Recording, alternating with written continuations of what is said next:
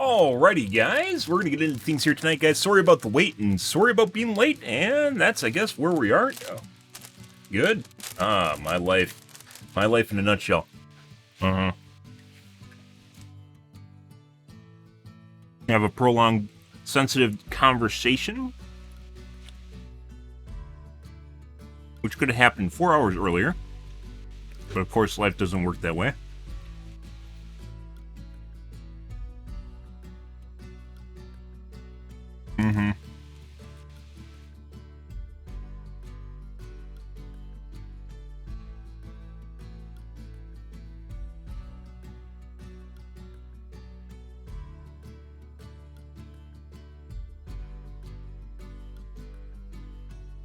Good evening, Roll.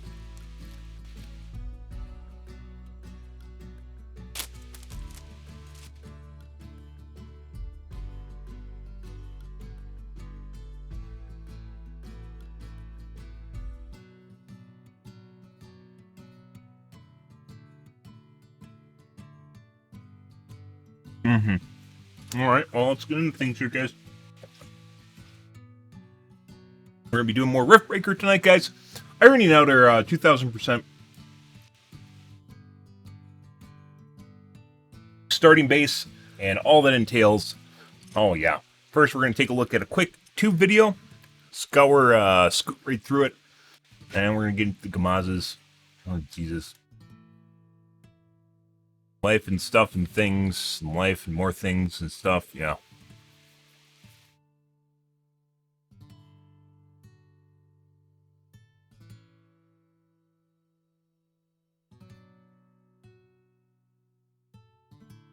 World exclusive, upgrading my laptop to AMD. Okay, Linus. Scraping the bottom of the barrel there.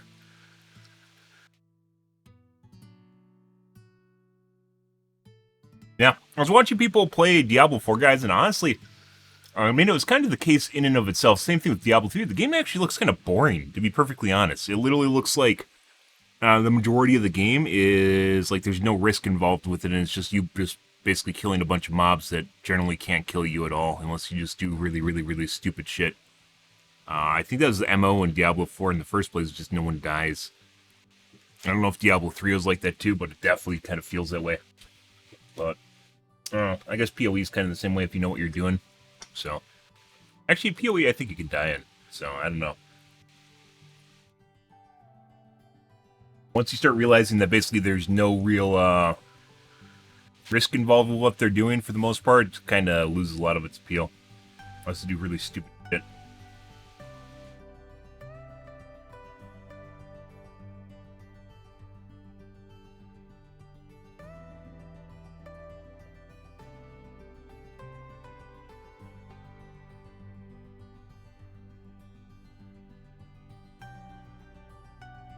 Got going on here tonight, guys.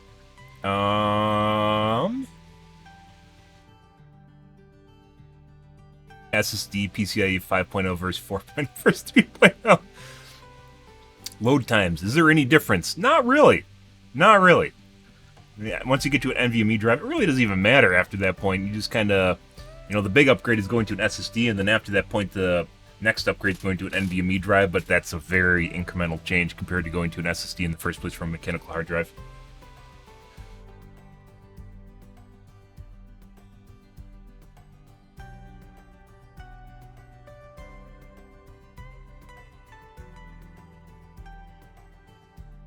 Why nobody is buying graphics cards anymore? That's not true. The butthole? Helpless PC fan. Oh, okay.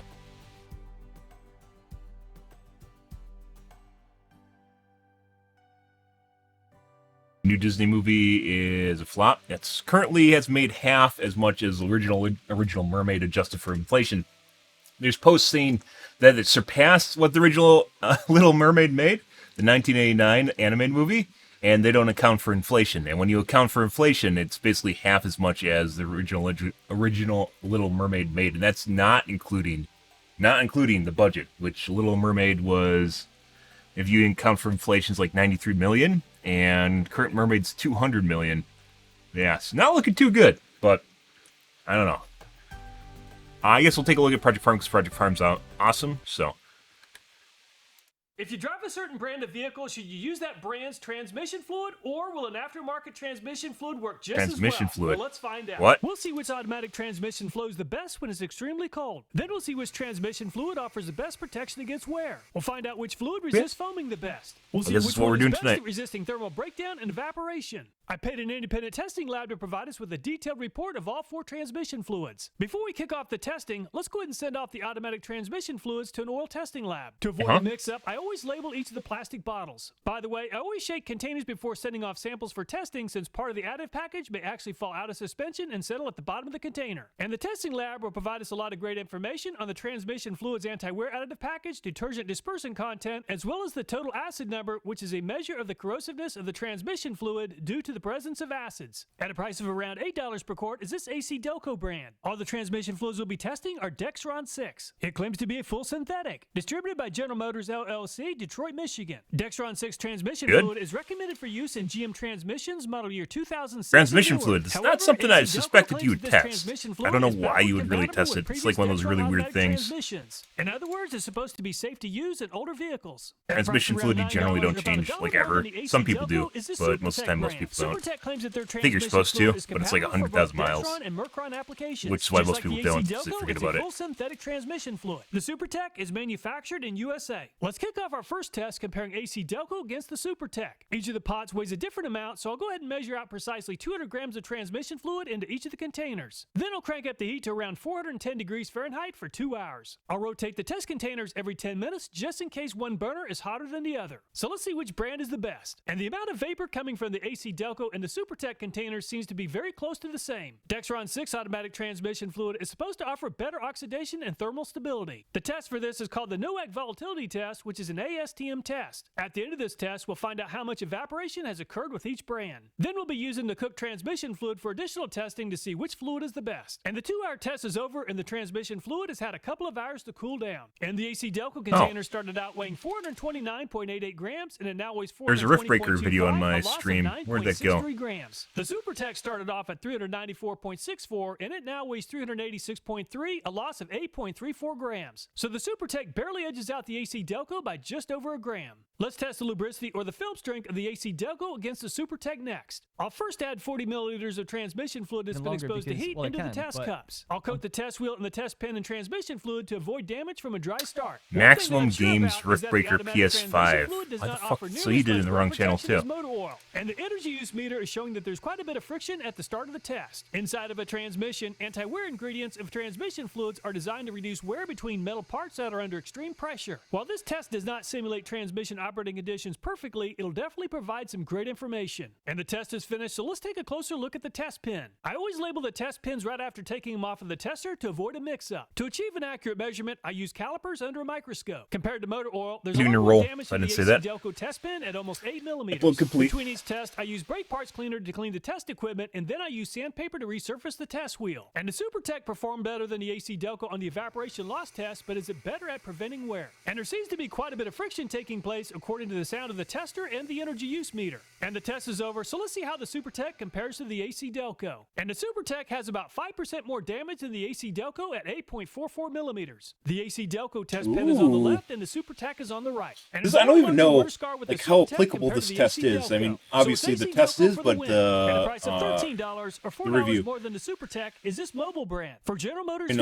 everyone has a transmission fluid in their transmission, but the mobile is a synthetic blend. Improved oxidation and thermal stability. Optimized friction performance to meet the latest standards. Improved anti-wear protection. The mobile is made in USA. At a price of $23 per quart, or almost 3 times as much as the AC Delco, is this Redline brand. D6ATF high-performance fluid for transaxles and automatic and manual transmissions. Recommended for GM Dexron 6 applications as well as several others. The Redline is made in USA. Let's kick off the evaporation loss test for the mobile in the Redline. And we're at just over 19 minutes, and there's already a huge difference. And there's a lot of vapor coming from the mobile synthetic blend transmission fluid. The mobile transmission fluid is also becoming dark very quickly. And the mobile automatic transmission fluid is really was struggling on this test with a lot of evaporation taking place. And the 2-hour test is finished, and I've allowed both containers to cool for about 2 hours. And the mobile transmission container started off at 400. Depending on what things are made out of, some transmission fluids don't protect certain parts like aluminum, copper, brass, steel. It depends on what it is.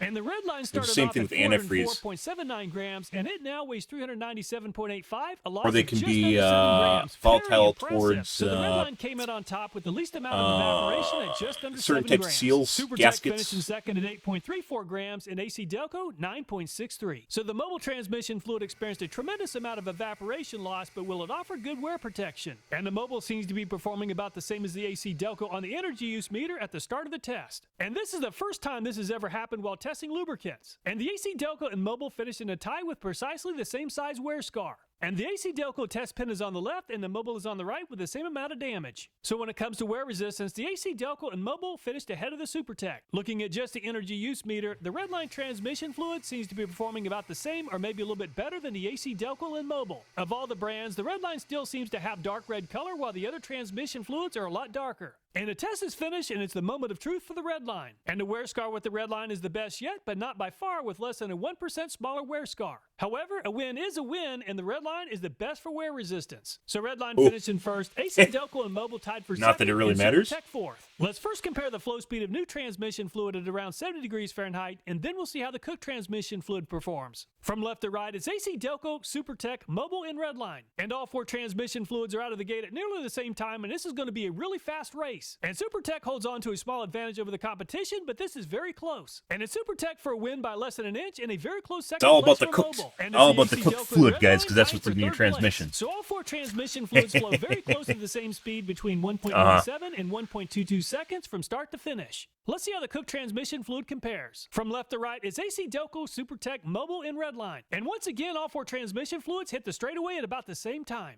And the redline is doing a lot better job of keeping up this time, but the Supertech does have a small lead. And it's Supertech for the win, redline second, mobile third, and AC Delco fourth. The purpose of this test was really to measure performance change, and the redline only slowed down by 1.6%. Mobile experienced a 5.4% performance loss, Supertech 7.1%, and AC Delco 7.7%. The difference between new and used place the transmission fluids in a freezer that set to minus 40 degrees Fahrenheit or minus 40 matters degrees if you live in the Celsius north, for about 10 hours. the frozen Then north, compare guys. cold temperature performance. While the transmission fluids are getting prepared for the next That red race, line's let's looking compare pretty the cool hot. transmission fluids for foaming. All transmission fluids should have anti-foaming ingredients that prevent bubbles from forming in the fluid. I'll first test some oil that is not treated with anti-foaming ingredients. After just a few seconds, there's already a lot of air that's mixed into the oil. Inside of an automatic That looks like transmission, something. This could definitely cause transmission damage from oil starvation or cold slippage. Let's test each of the fluids beginning with the AC Delco. And the tester gave the AC Delco a very good shake, and the AC Delco refused to foam. So the AC Delco passed the test, and the Supertech transmission fluid Wonder what the wire also mesh in performed there very is in there well, for. lasting It's probably the to help entire 5 agitate minutes it a without little bit. air bubbles forming in the fluid. Just like the AC Delco and Supertech, the mobile transmission fluid held up just fine without foaming. And the red line has performed by far the best so far, and it also passed this test. So all 4 transmission fluids offer very good protection against foaming. It's been 10 hours since placing the transmission fluids inside of the freezer, so let's go ahead and test the new transmission fluid first. AC Delco lane 1, Supertech lane 2, mobile lane 3, and redline lane 4. High quality synthetic fluids perform extremely well in cold temperatures, and the redline is by far the fastest to hit the straightaway. And the synthetic blend mobile is second, and the full synthetic AC Delco and That is Supertech for the are Nort, very close. the And frozen redline Nort. transmission fluid is running at redline, and it's absolutely destroying the competition with a huge gap. For Yikes. synthetic blend, mobile is performing very well ahead of the AC Delco and Supertech, and is redline for the win by just over 3 inches. And the mobile just finished ahead of the AC Delco and the Supertech Almost a no by just contest. over Nothing. 2 You don't inches, really which is a need pretty that large much gap. And Supertech transmission barely fluid, edges so out to save AC you money Delco on for it, a it's not third really place even that finish. big of a deal. Let's It's all compare about the what cool lasts longer. transmission Give me the fluids to instructor. see how the heat exposure impacted their performance against the new fluid. And once again, Nice. the red line is out of the gate first and heading down the straightaway. Mobile is in second, Supertech third, and AC Delco fourth. And the red line seems to be just about as fast as it was before the heat exposure, and it has a huge lead. And the heat really had a huge impact on the mobile transmission fluid, and it's no longer holding on to a large lead over the AC Delco and Supertech. And last time, the red line beat the competition by 3 inches, and this time it won by 5 inches. And mobile finished in second by very small. That's gap actually over the it's almost Supertech. almost And a Supertech closeout, finished in guys. third Price by wise, about a little an bit of inch gap different. over the AC Delco. When it's Would you very want cold in to the would you want to chintz on something for your transmission, which could cause you a lot of problems?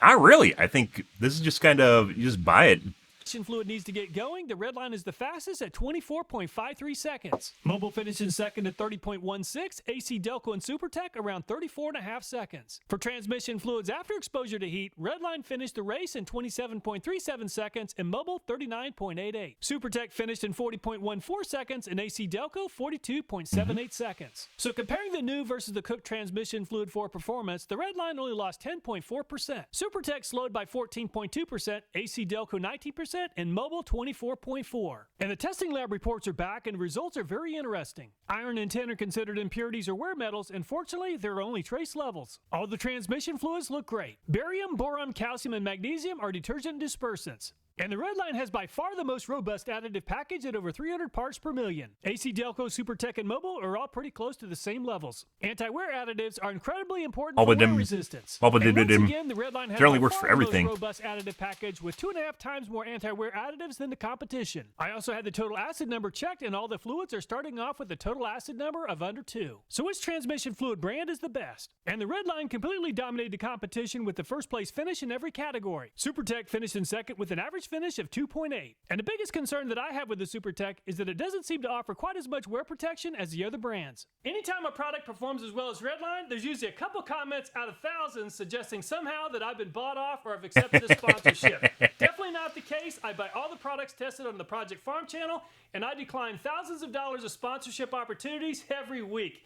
Definitely not for sale. There's a better way to make a living while maintaining integrity. All the videos in this channel, including this one, are viewer suggested. So if you have a video idea, I hope you'll take time to leave a comment. Thanks so much for watching. Please take care, and I look forward to next time.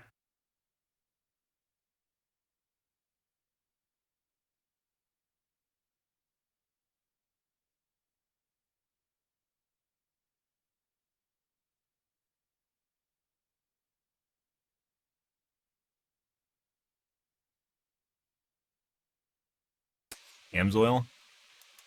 That's a old wrench turner oil type right there that the old guys always recommend.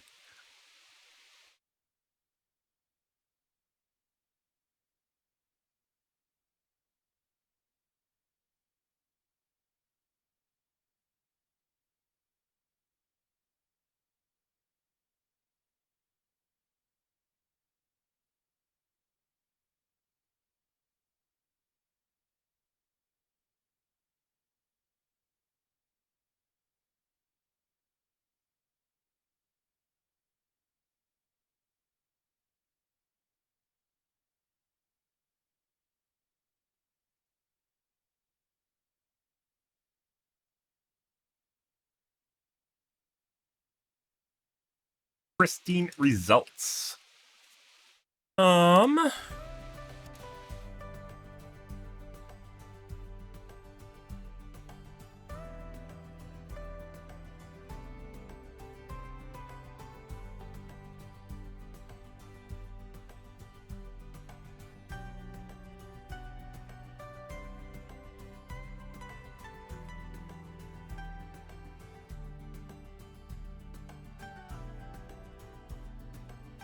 Abo, and what's the other one's skill?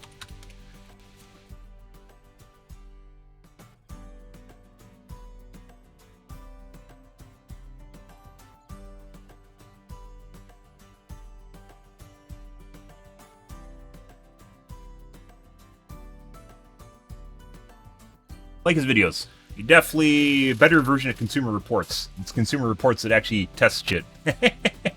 Because apparently Consumer Reports doesn't really even do that anymore. Yeah, good for them. Okay, we're just going to move on right away, guys. Let's take a look at the Reddits here. And move on to Riftbreaker. Mm-hmm.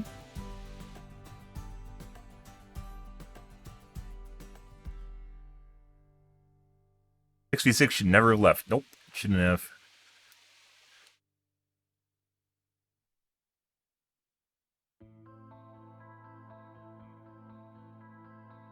Game is no longer balanced for 6v6. Okay. Problem with 6. Getting the extra tank. It would have players rather than decrease. 7 with extra, yes.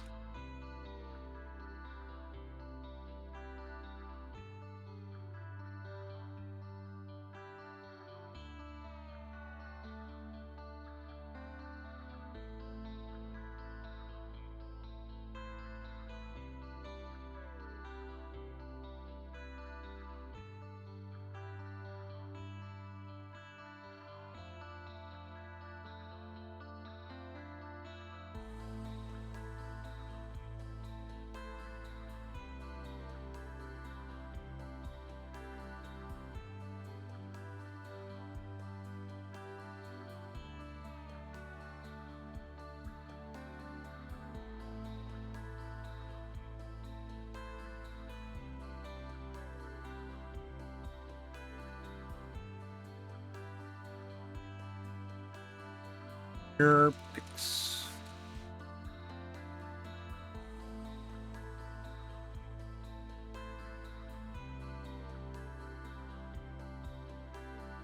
But 6v6 is arcade mode to be good.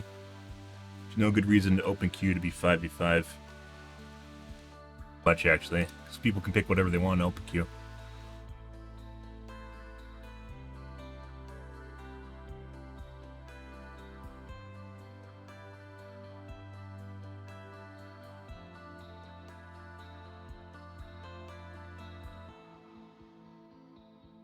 Puts too much emphasis on the tank, and some tanks can be shitters, which then fucks your whole team.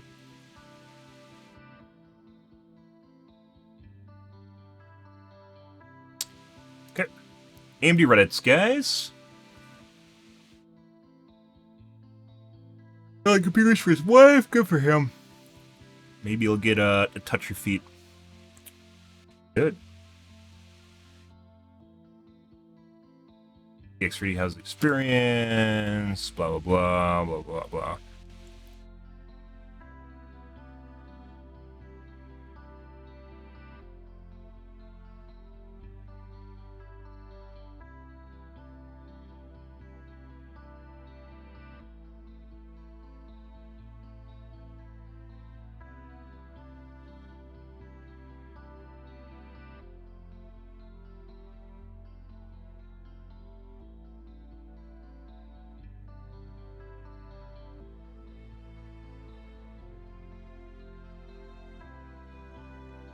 I learned to leave PBO and all that nonsense alone. It's been fantastic.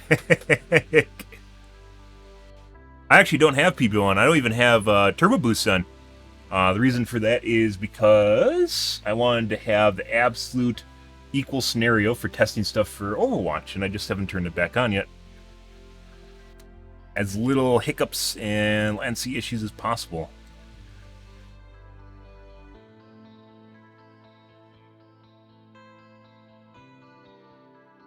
Well, if you have process lasso, cores 0 to 15 are include SMT.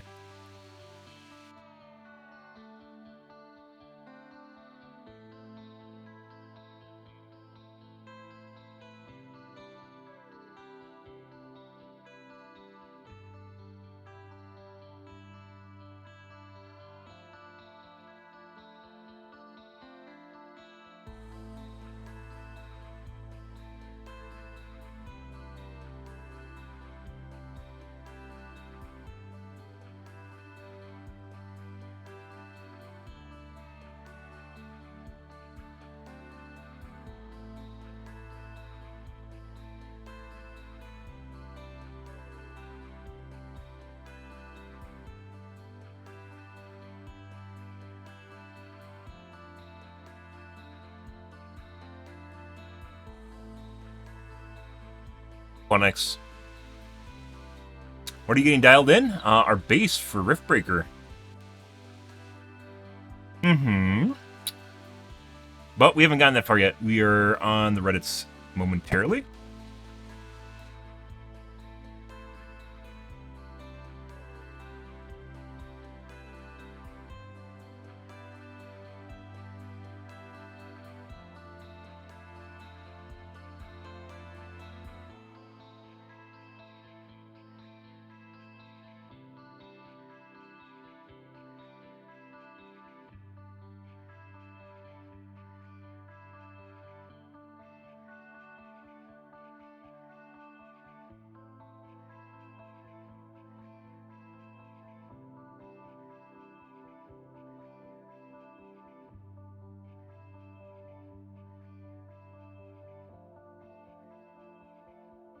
LTT made a video about frame pacing. LTT does not make videos about frame pacing at all.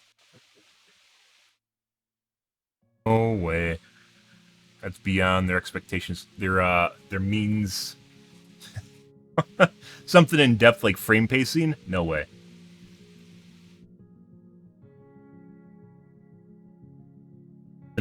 Emily, I mean.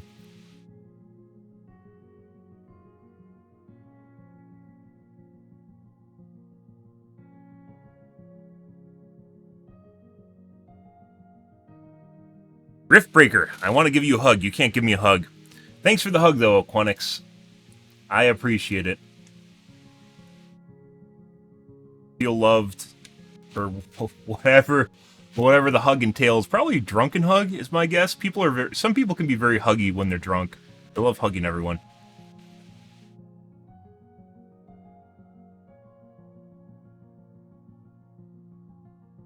Or he's basically a non-mechanic now. Talking about the chainsaw. Hillbilly. Do we do Reddits?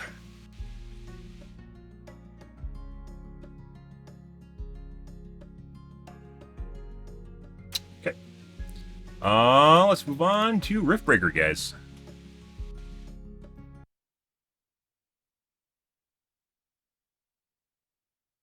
Bola King lives. Oh no. I thought he already lived. They brought him back in Division 2 when it came out. Was it Division 2? Yeah, Division 2.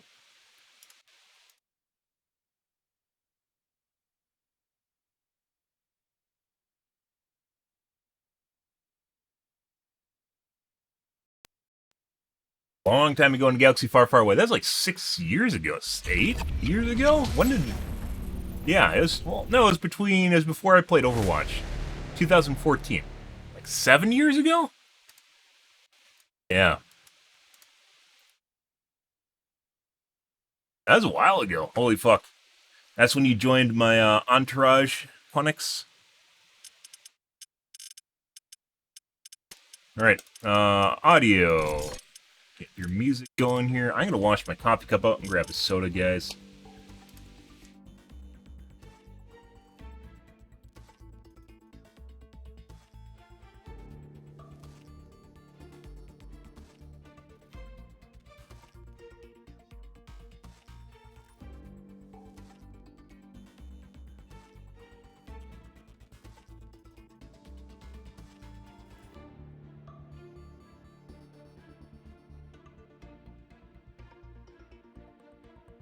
Hindsight 2. Oh, it was a long, long time ago then. That wasn't my first game. First game I played was... Gotta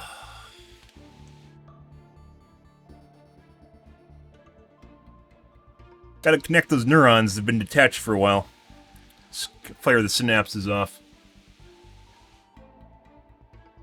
Blacklight Retribution. Then Natural Selection 2, then I had a small lull phase, and then we played PlanetSide 2. I think is when it took off there. Okay, I'm gonna wash my coffee cup out, guys. Grab a soda. 1 sec.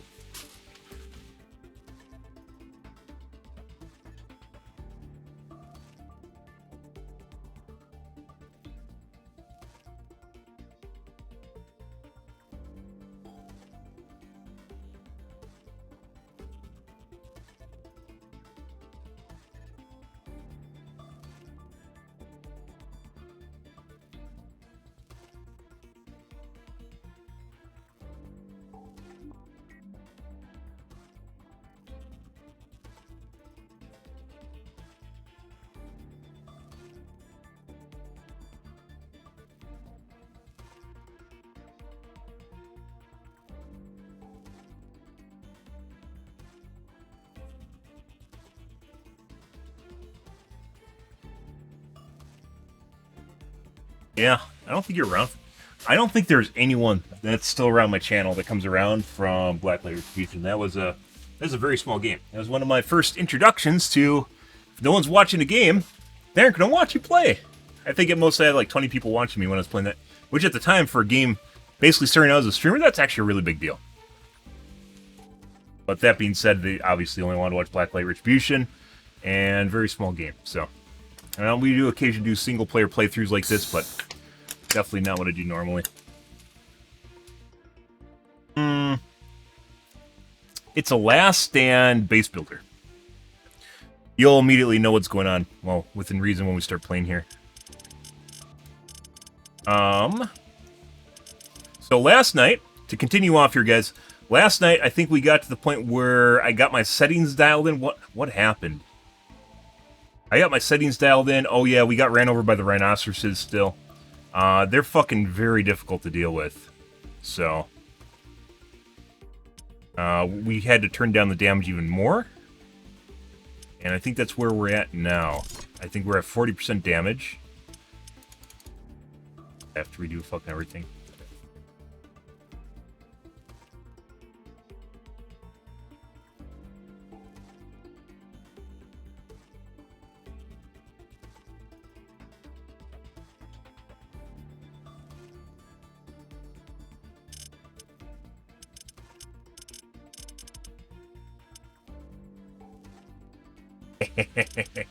So you might go, oh, 40%, you suck at the game. And we're going to turn down the monster difficulty, too.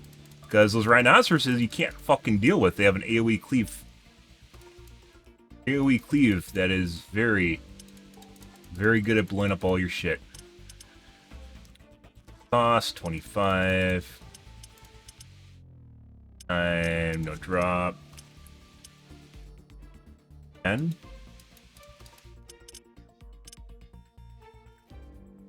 Ever. Warm up 15 minutes. Map size. We scaled down for the big map because we aren't going to leave our base anyway, so it doesn't really matter much. Is day, because of the way this biome works, easy. You might go, oh, this is going to be so easy. It's not. You play V-Rising, I looked at it, I watched other people play it, wasn't really something I was interested in. It's like a combination of kind of like Rust, meshed with like Diablo-esque kind of gameplay. Yeah, it's just kind of like you do the do and then you're basically done. A lot of farming. Rhinoceri? Okay. Is it funny? You're funny. You're funny that you correct me. Yeah. It's a lot of... Like, I was looking at Diablo 4 and putting aside the fact that you definitely do not want to stream Diablo 4 on launch because everyone was streaming it and it was way oversaturated. Like, everyone took hits. Even big streamers took hits on the viewership. Honestly, I was like watching people play Diablo 4, and it honestly looks not like you can die. I mean, there's people that are playing hardcore, so they're playing ultra safe, but it very much seems like the game's kind of easy. Servers last only a few days, yeah, and then basically everyone has to start over. Sensors online, weapons activated. We're ready to go. Feeling a mini-map, so we can see what kind of seed we have. This is not going to work, because there's all that shit in between. Yep. You have to find Aronium, and if you're new here, you have to find Aronium and Carbonium next to each other with the geyser.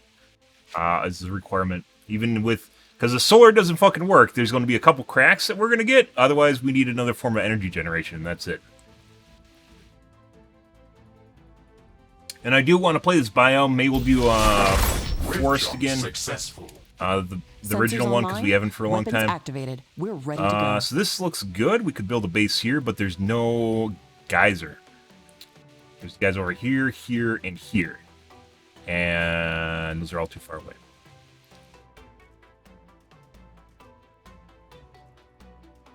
Like I mentioned before, they changed the way the maps are generated, and it definitely seems like you only have one spot that you can theoretically build at, and if there's nothing there, which is your start spot, and if it doesn't work out there, you just have to make a new map, so... Yeah.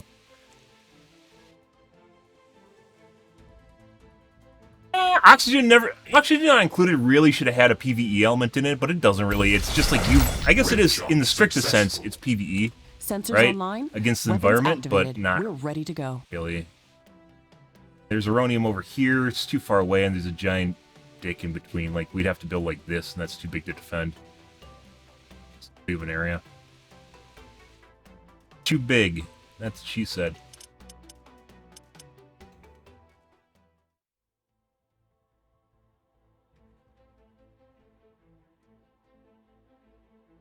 This is going to be, I know it's slightly boring. This matters a lot, so... And you'll see why it matters a lot once the first attack wave comes.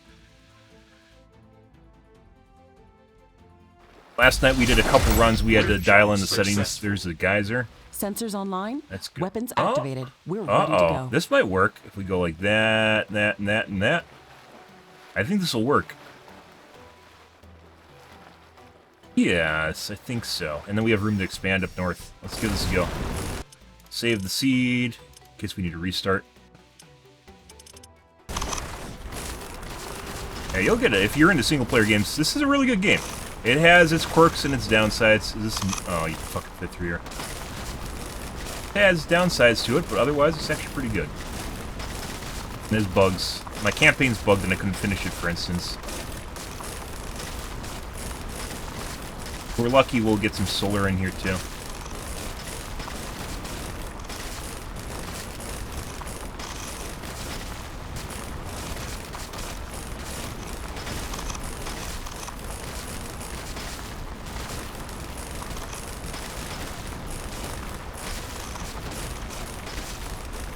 What? I was right.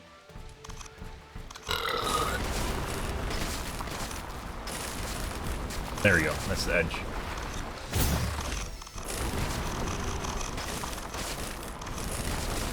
Do we have any sun in here? We got a little bit of sun there.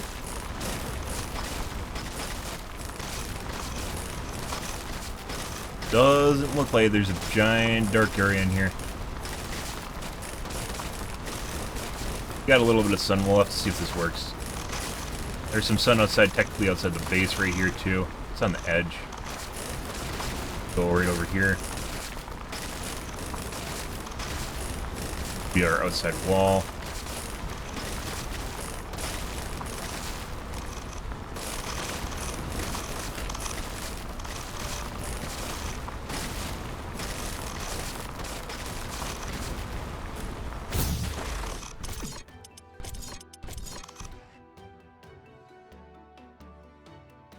Ashley, I'm sure that our presence will not go unnoticed.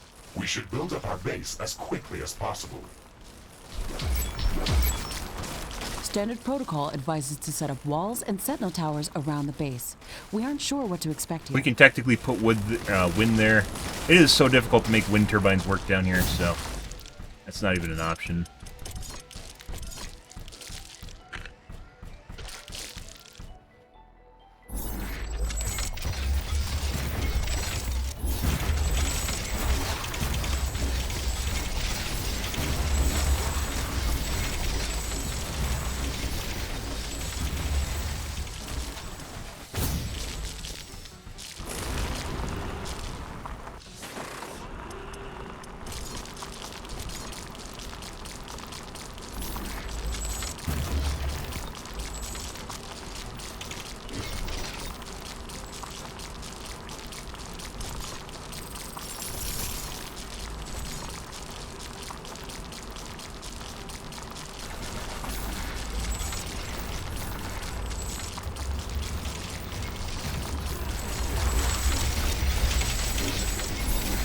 Perfect power grid.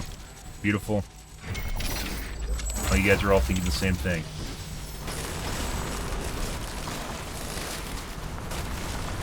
We have not unlimited resources, but we have a lot of resources. I've actually debated on just making it unlimited.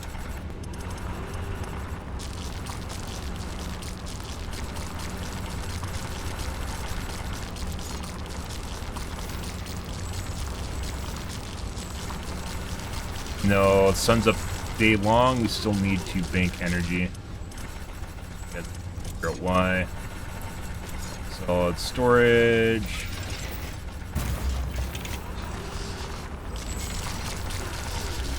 Where's our geyser?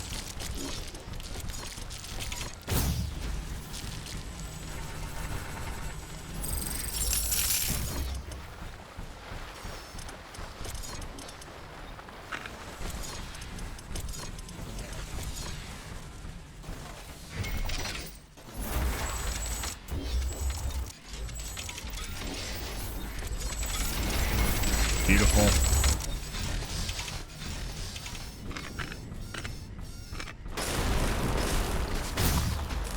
We could even go further north here if we wanted to. That's kind of a dick. Solar panels should be placed into the sun. You are in a cave. That is correct. Current objectives, we're building a base. You can see the countdown in the top left. Or, yeah.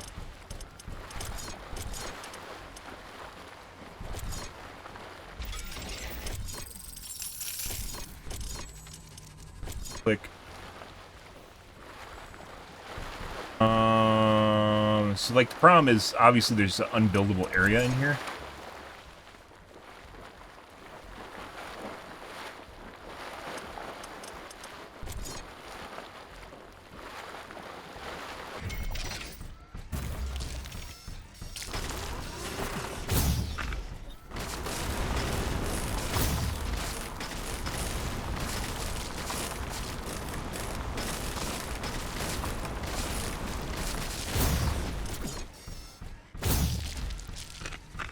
Okay.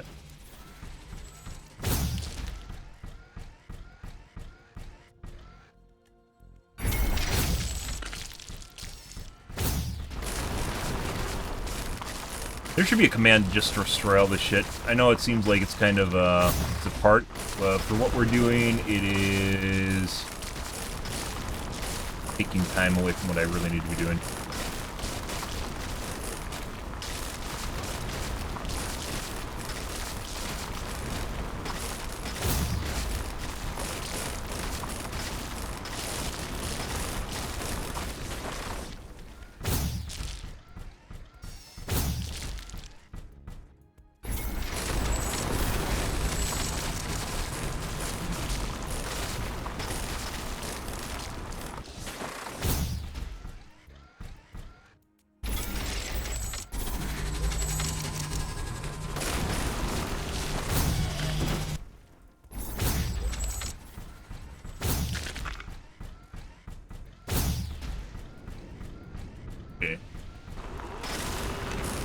Alright, let's build over here. If base is too big, it's going to make it extremely difficult to defend. Let's make this outside edge.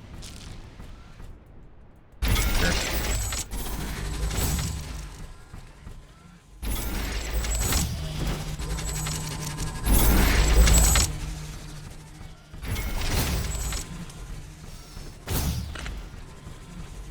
And this is unfortunately...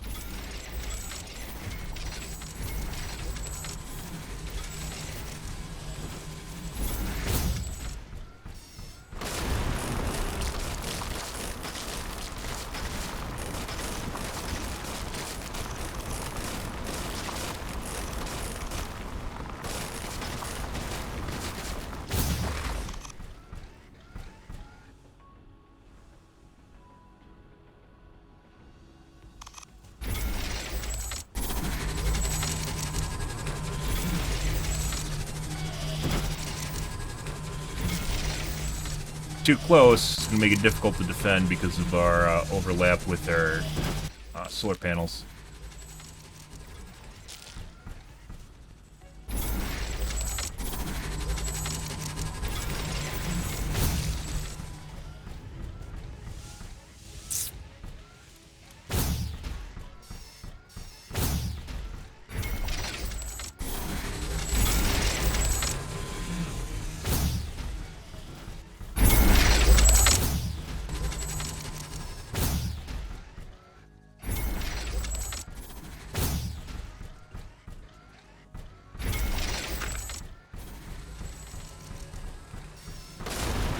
That is very deceptive.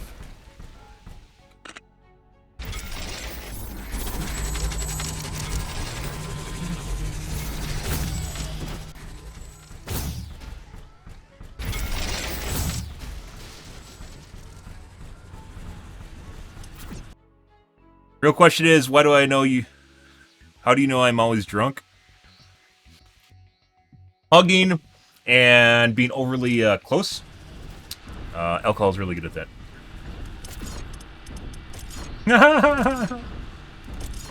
How do you know that I've been intoxicated? Tell me right now. I must know.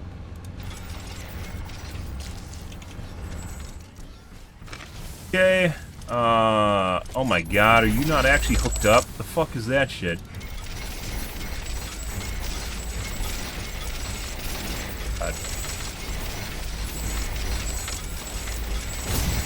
Beautiful power grid. Wonderful power grid. We can't use that wind over there, particularly because it's too close to the edge. I must know.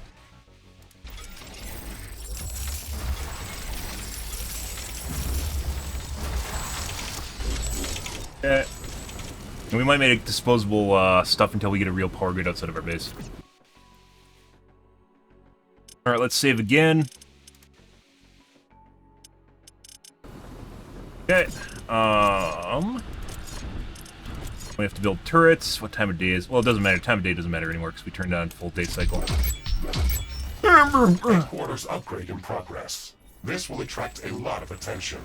You don't say. We should reinforce our defenses. So we're at as much as we 40%. can. We're at Things are going to 40% get boss very damage, hot guys. very soon. And they may... This still might not work. We'll have to see. We're at 40%. And it still might be too much.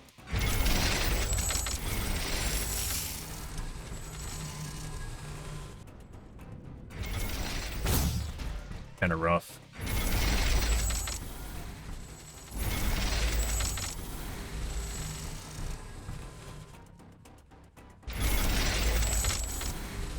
No, we aren't turning down wave size. Okay. And we are losing energy right now. This is the tough part. I guess we'll just put these down and then blow them up when we need this area back.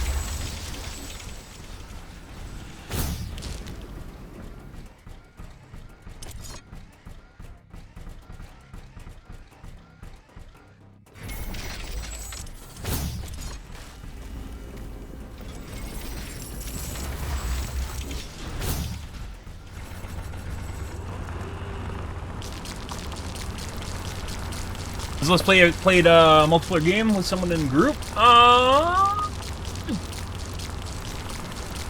year ago? Have like mini lands on occasion.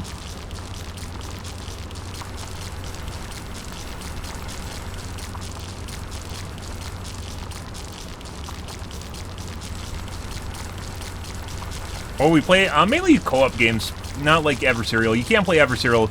People that think you can play adversarial with like a small LAN party, like you can't do that with your friends and maintain friendships.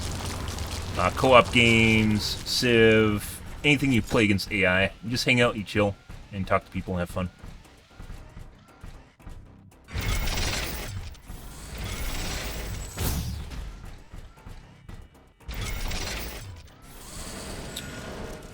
Fuck me.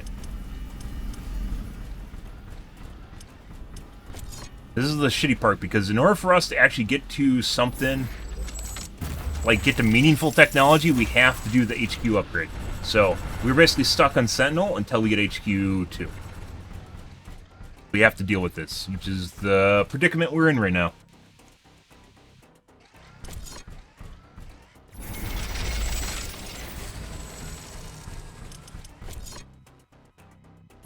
Super spread out too, that makes this very painful. Like, they're gonna attack entire... They might even come around this bottom edge over here, depends on how they I burrow. can sense the ground shaking. I estimate a few thousand creatures running at our base. They are very close. Prepare yourself, Ashley. We've made all the preparations that we could. Let's go out and meet them. Yeah, they're gonna come in this... Look at this. They're literally spread over the entire edge of my base. This is one of the problems with, I guess, the smaller... So, we decreased our map size from the maximum size to AFE8, and I thought it would be fine. But the problem is they get to your base much faster, and they don't compress as much as with the 12v12 because they don't have the entire course of the map to go to a single point. So you can see they're going to be over the entire edge of our base. So this might be a restart in general. We'll see how this goes. Let's see.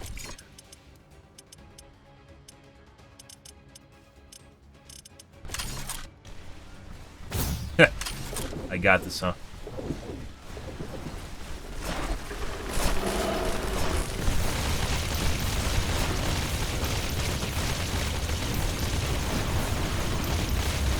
They still one-shot our walls? Oh, that's pretty fucking close.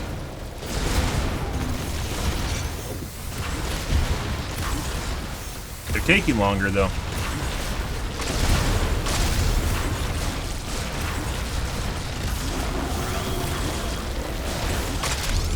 Bitch, suck my dick. Don't one-shot me anymore. Now there's a fucking other guys, too.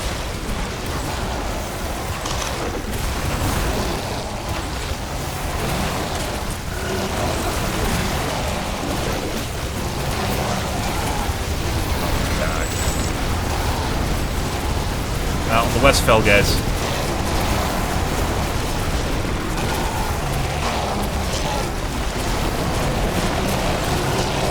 Threat neutralized. This will buy some time until the next attack. Yep. Huh. So even at 40% damage, they still did way too much damage. Our base was too big, the map was too small. Their base wasn't that big, it was still pretty big, because they spread over basically, like, I'd say like 80% of our wall, maybe not 80%, 70%. Because they went over the north side, and then the west side definitely got hit hard, and that's where they all are right now.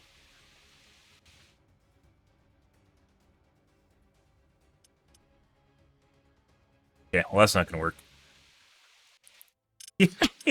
Yeah. That's not going to work. Alright. We're going to turn down to 20%. I know this is insane.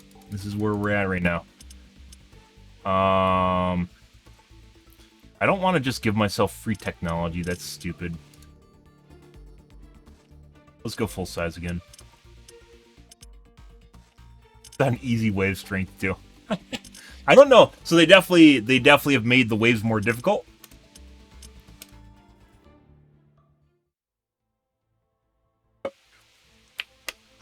They've definitely made the waves more difficult.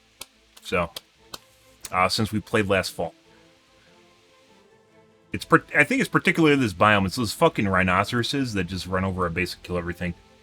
They have a giant cleave, and that cleave affects, like, entire swaths of your wall. And if you don't have repair towers, that is very detrimental. I think even with repair towers, that'd be very detrimental, because it's not until you get, like, repair tower 2 where you start to get multiple drones from the repair tower that they get powerful. So, yeah. I swear map generation is faster now. Rift jump successful. Oh, we did the normal map. Oh. Sensors online, weapons activated. I wouldn't be against We're playing this, ready. but this isn't the new map. I want to be against doing another jungle. Rhinoceroses? What are you talking about? It's rhinoceroses. Rhinoceroses.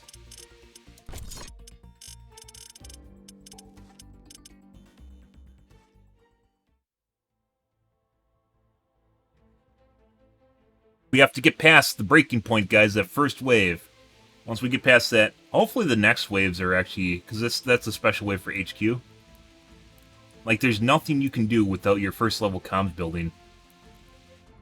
Maybe I should just cheat and give myself comms 1.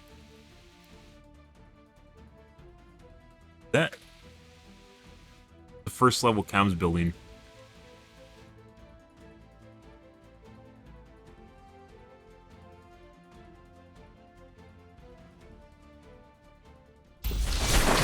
Rift jump successful. Sensors online, weapons activated. We're ready to go. Oh, this isn't going to work. It's too split up.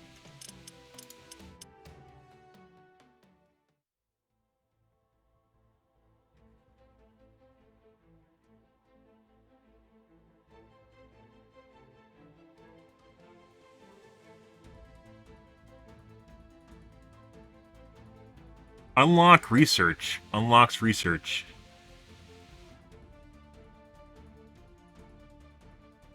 Enable research. Allows research. Oh, maybe there's just a cheat for it. Because I wouldn't be, like, that's... I think, honestly, that's, like, a big thing that should have been rebalanced in the game they've never done. Is... you should just be allowed to research at the beginning, but, you know, obviously the first level research is... You can't until you do the HQ wave. Rift jump successful. Sensors online, weapons activated. We're ready to go. Up.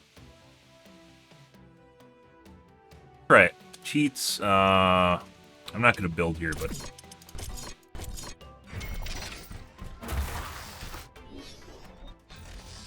I want to see how the cheat works.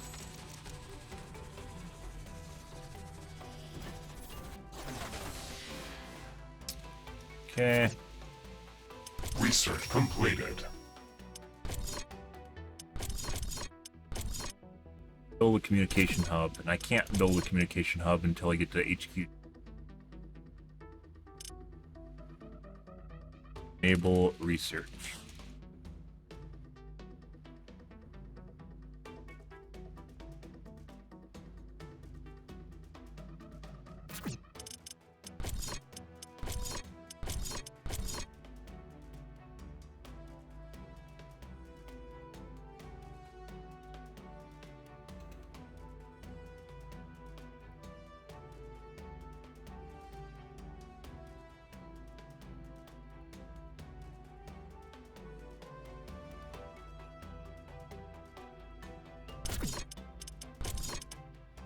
Didn't show up in the log, which means the command's wrong.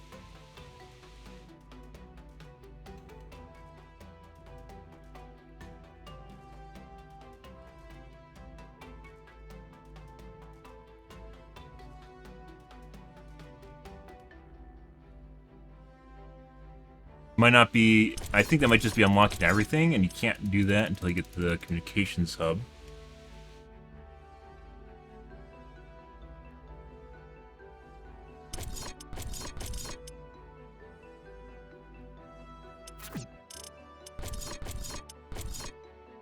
Okay. Can I just give myself the building?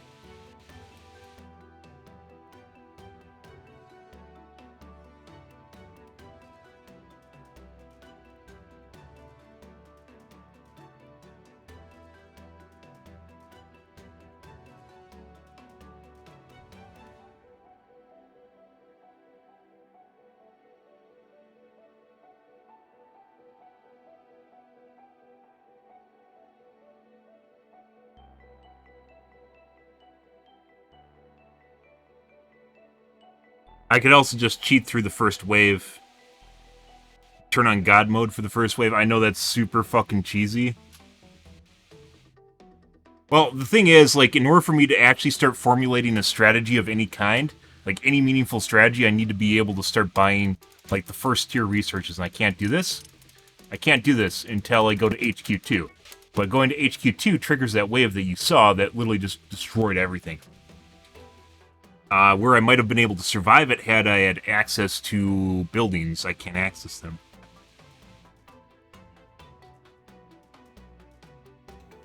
Let's see.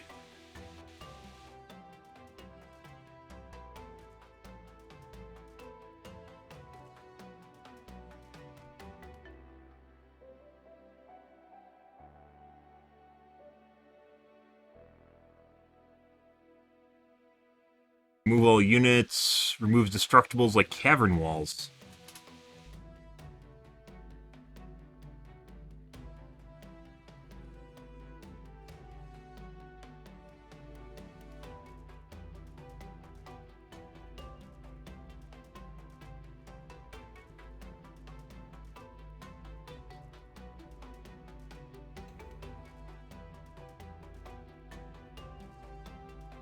It's doing something. It's doing a lot of something. I mean, theoretically, when it's making this map, it probably has to fill all the shit in, which is why it takes so long. So now it's removing all the shit that it spent time putting in. It'll probably take a little bit.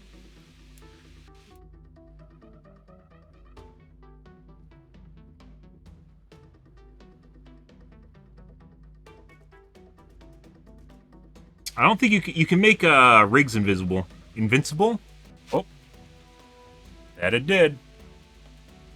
All the trash that I spent like 3 minutes clearing out. I'm not against doing that.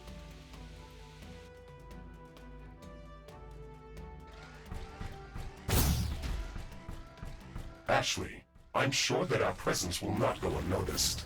We should This is build the up same our thing that base as happened quickly as on possible. when we were playing the magma map. We had to basically get rid of those gravity Standard spheres because protocol there's no way to build advises set bases up with early walls and technology sentinel around them. towers around the base. We aren't sure what to expect here. So that I don't mind doing. I didn't know there's a command for that.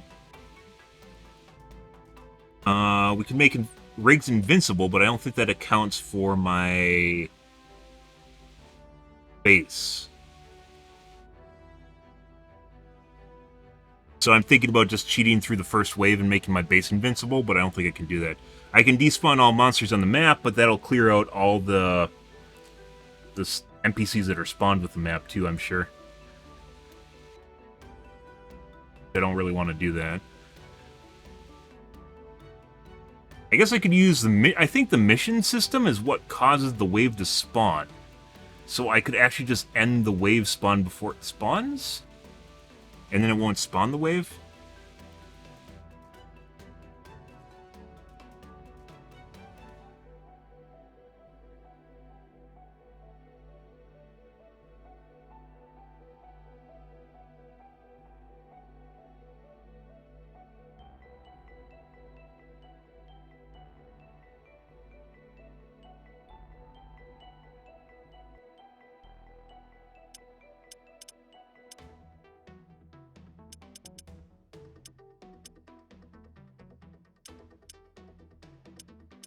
That's it.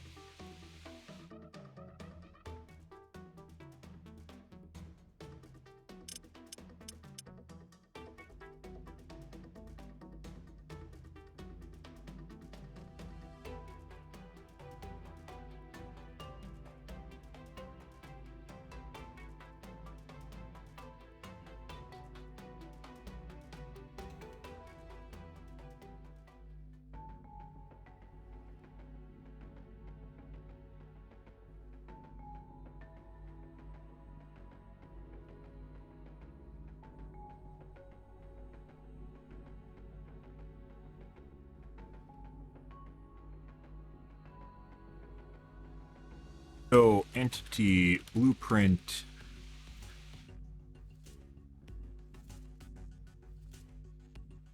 I think that's how we originally were getting rid of the gravity spheres. We were doing that and despawning entities.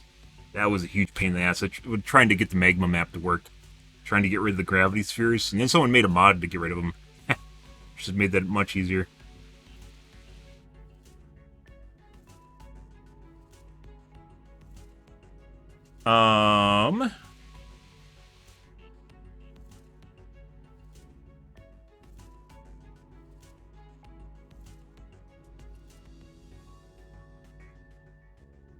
Spawns an object in game building / unit.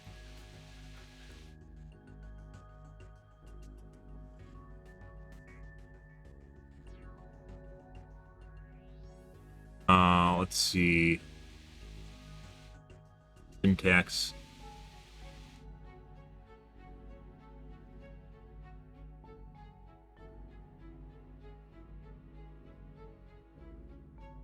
I think you can spawn buildings. Probably can, is probably difficult though.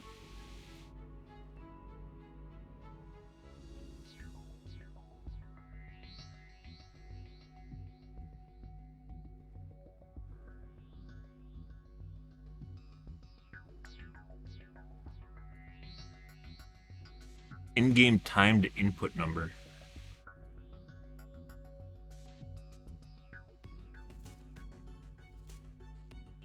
Time factor. I wonder if that's what they adjust in dynamic real time in order to affect wave sizes. We'd have to go back to our lava save and check it out.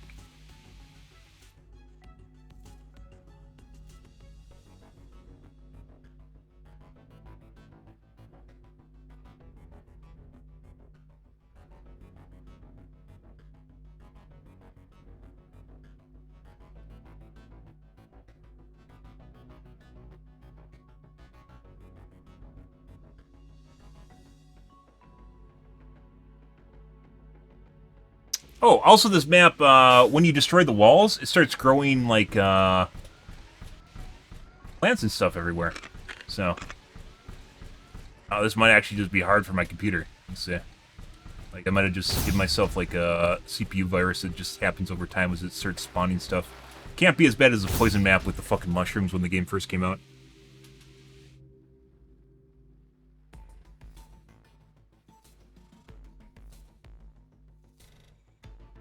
Alright, cheats, unlimited ammo. Or drop.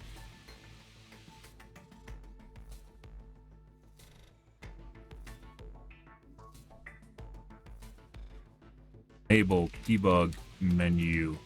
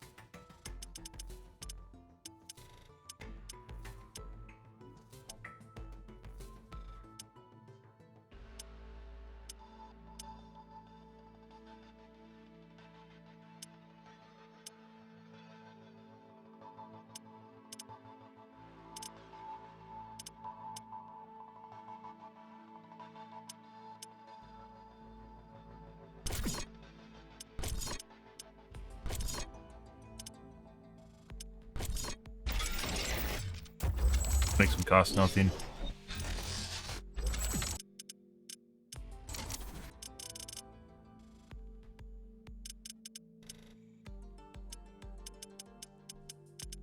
Fuck all.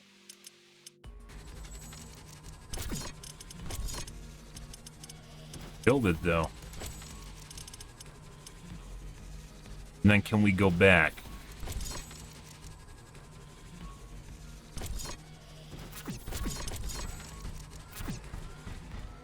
I don't know if we can go back, if we can relock it.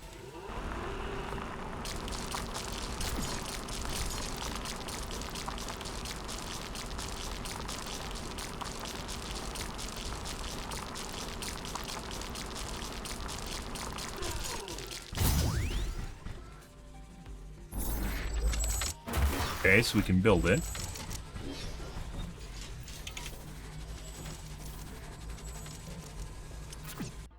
What I want.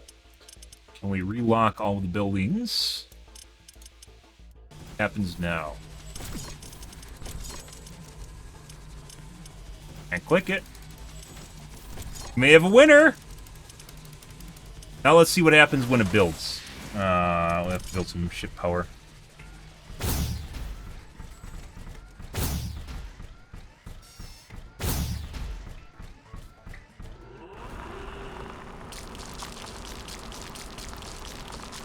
So the plan is to only give myself comms 1 building, so I don't need to do the HQ wave. So then we can actually start building a meaningful defense and then go from there in a natural evolution early.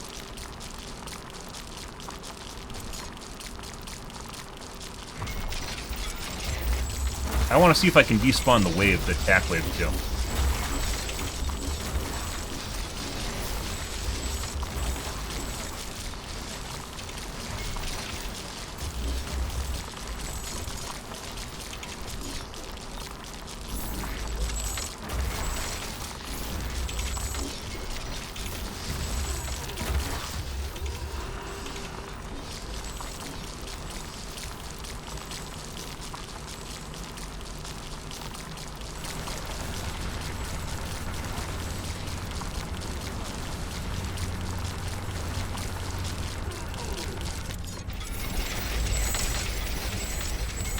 Idea is not to just make the game super easy for me, but we're running into some selective issues because of how difficult I'm making it, so I don't even need to do this. I could just cheat and give myself free resources.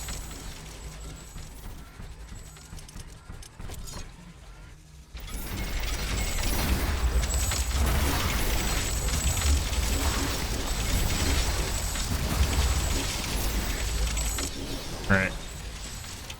No research selected. Do we get to research? Let's see how this is gated.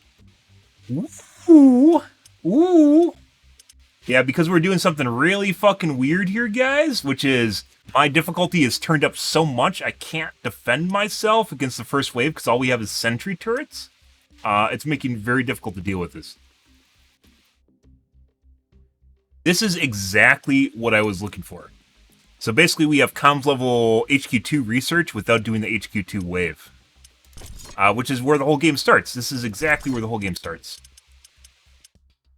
You need to have research to do anything in the game. What do we have anyways? We have artillery tower. Is this right? They obviously changed stuff since I last played. I thought artillery was locked behind HQ like 3. Yes. So you have access to artillery, flame towers, which aren't going to be... Actually, I think they might be useful. I don't know.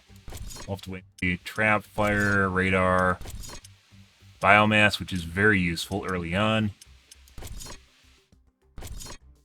Compressor, Sentinel level 2, also very important. When do we get wall 2? We have to go to...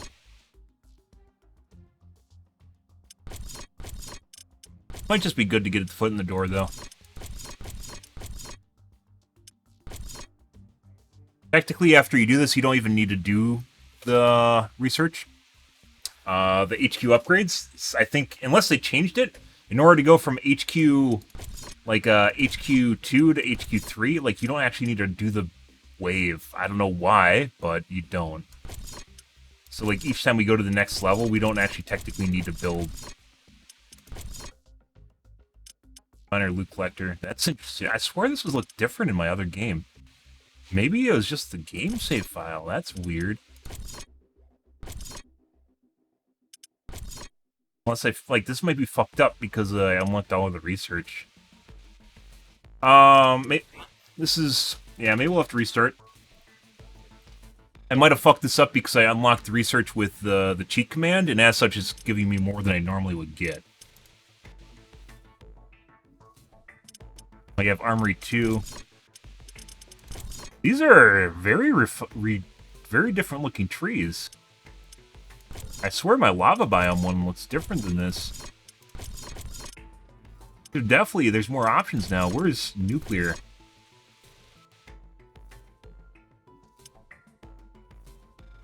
A lot different. Like, let's take a... I'm going to take a screenshot here with my phone, guys, and then I'm going to...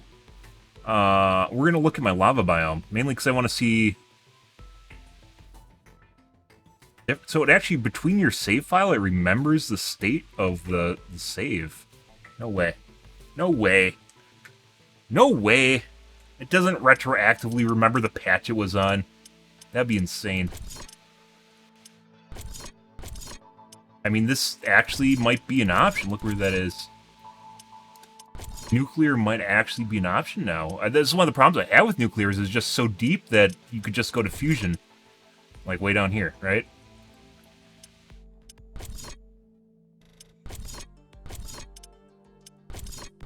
We got a lot of options here. There's the acid spitter, which we probably will need here. Geothermal is given to us.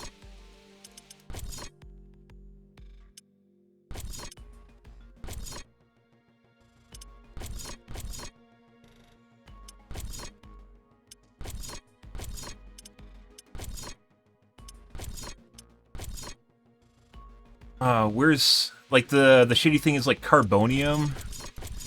I mean, there's still balancing issues, like carbonium power plants are terrible. Absolutely terrible.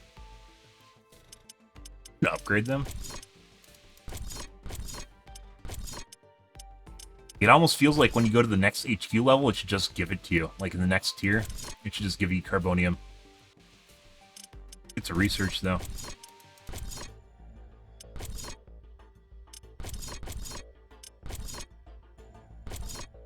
They're so bad.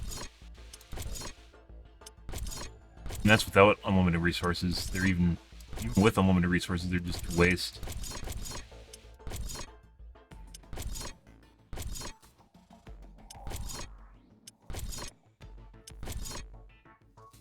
Or they are. Maybe you never get carbonium 3 or 2.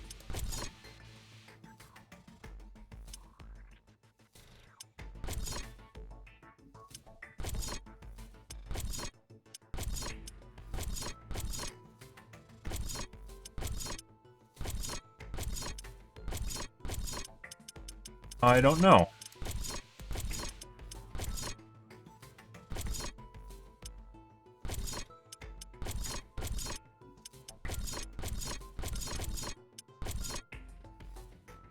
Magma power plants, look at this, are actually... No, you have to go to the next level. Alien research to get these. The alien research, I've mentioned back when I first started playing this game, it feels like alien research should have its own, like, resource where you don't actually... You can simultaneously research between your normal tech tree, like with your weapons and base, and then alien research should be its own research. So you can do both at the same time, because they oftentimes overlap, and then you can't spend time on alien research with your normal bases you have to keep up with, base stuff. Also, the game needs a search box. Pretty cool. This is definitely revised. There's no way this is not revised.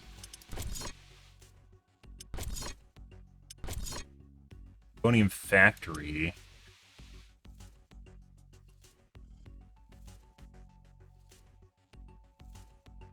Carbonium. Pretty early on. The reason you never used to be able to do this is because it's very energy intensive. It doesn't look that energy intensive anymore.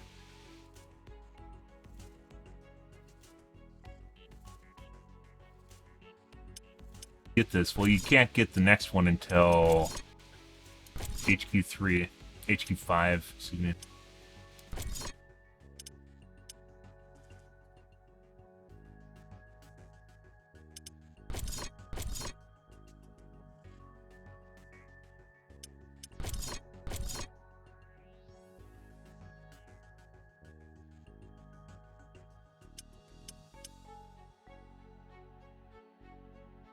So in order to get this up and running, this is still very energy intensive. So you have to use water, which means we have to use water probably from a geyser in order to get up and running.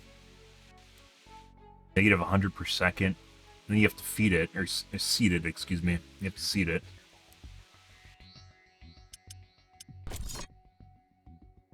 Element mine, +1 a second. You need 4 rare element mines, 4 centrifuges to get uranium up and running. Seed of power and...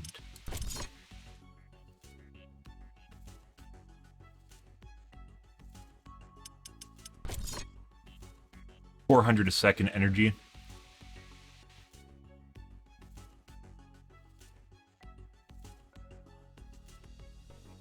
Nuclear is always a really cool option, but just didn't work out.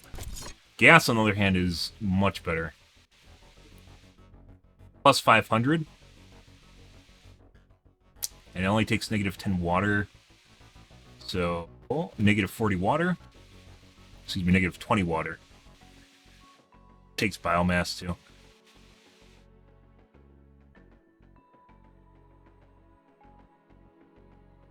Sludge. We don't have access to sludge. Dirty water. Maybe not, because you need plant biomass.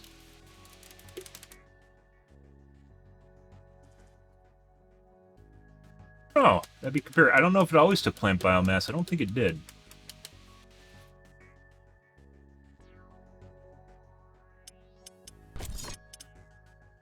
Repair facility you get extremely early.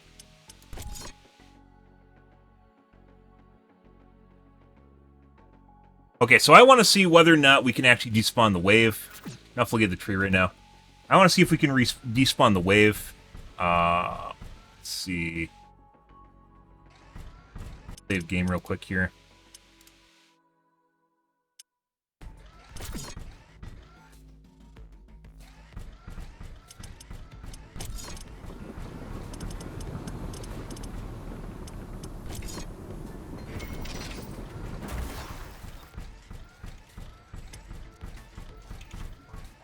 Use my,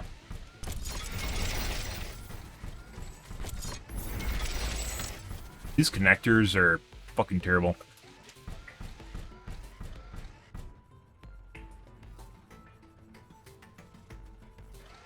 I have to spam these all over the map.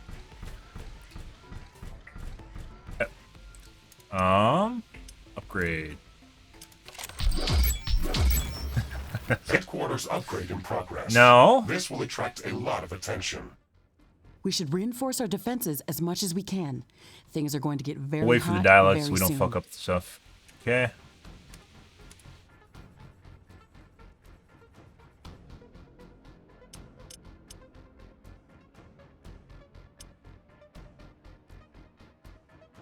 Upgrade level. Generic timer. Survival warm-up. I believe this is normal.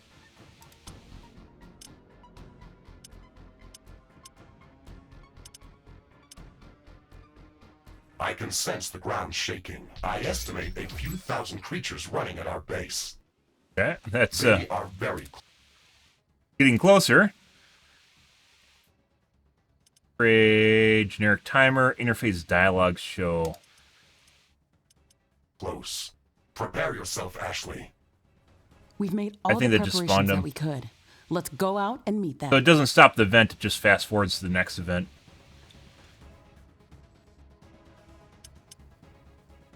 The normal timer for our waves. Pretty sure. So, no, we were not able to do that.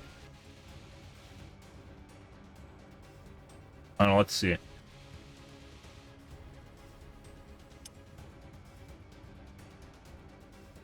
Still gonna show up.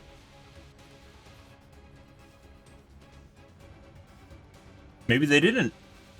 That'd be kind of a shame if those fucking icons just stay there forever, though. Which they might.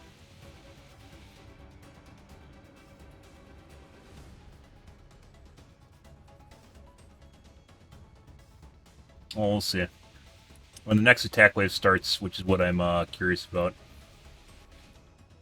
Oh, I should see whether or not invulnerability makes my base invulnerable, too. Or just me. Yeah, so it looks like they aren't going to spawn, but now I just have icons all along the side of my map now where they're supposed to spawn. Probably a way of cleaning those up, too. I don't know how to do it. Like some sort of way to run garbage collection manually.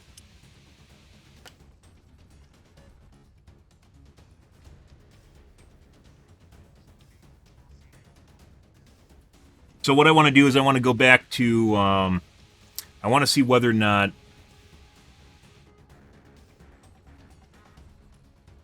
all that stuff is unlocked in a normal game, or if I bork something and unlock some stuff unintentionally.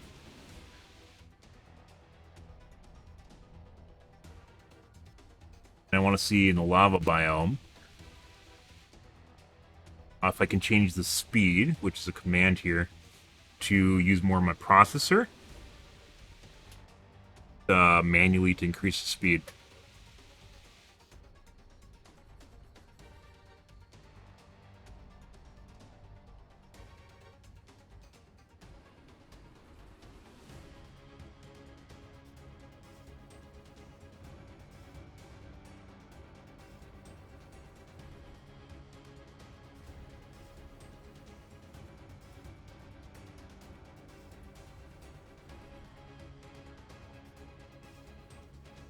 So those icons might disappear with the next wave, too.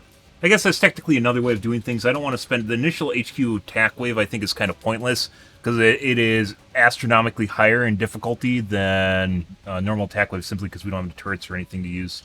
Besides Sentinels, and Sentinels are...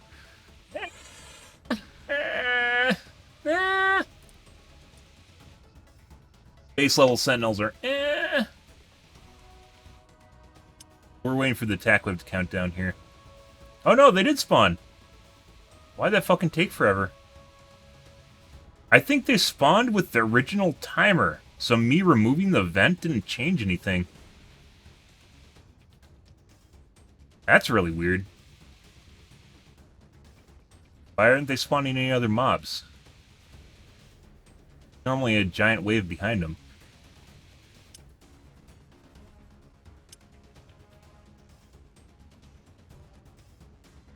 Huh. Not up on the map either. Oh, they're there. Where's God mode?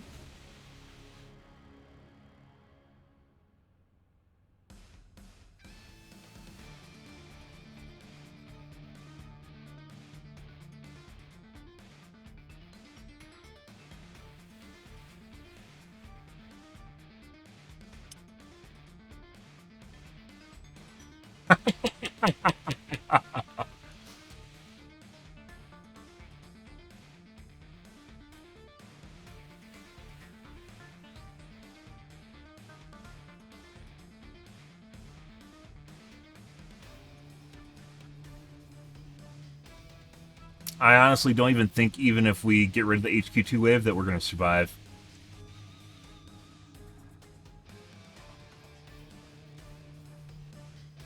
Let's see what, I want to see what the normal attack wave spawns to. If the HQ2 wave is actually really fucking weird and different. Let's see if it blows up everything.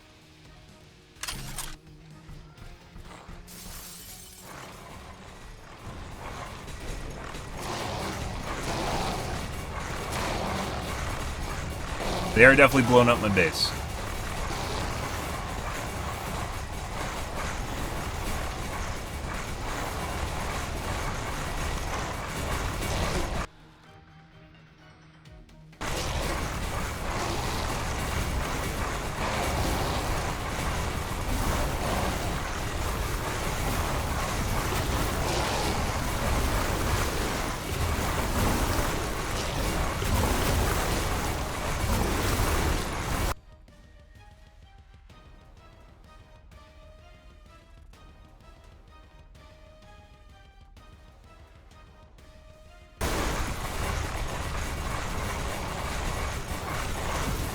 What?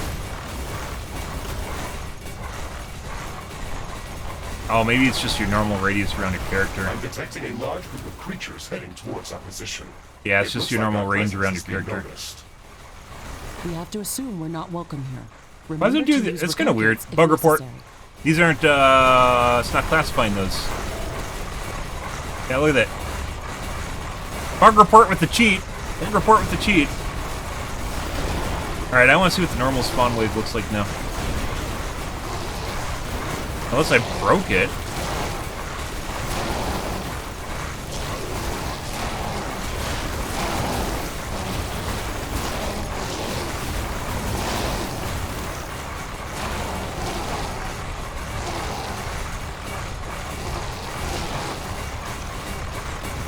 Doesn't look like it's spawning the normal attack wave now.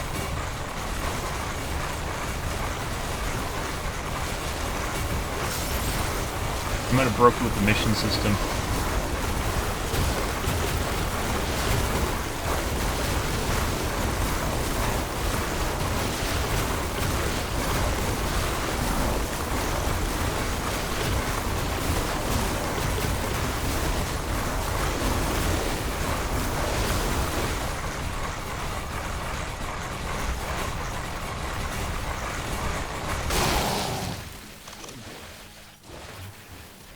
Threat neutralized.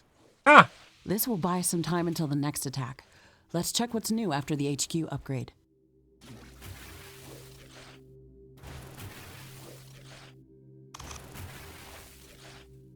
So there might be a... They may have... It never used to work this way. Your HQ wave could overlap with the normal attack wave and make things extra juicy. They might have changed that, so it might be doing a wait in the background for the next attack wave before it starts.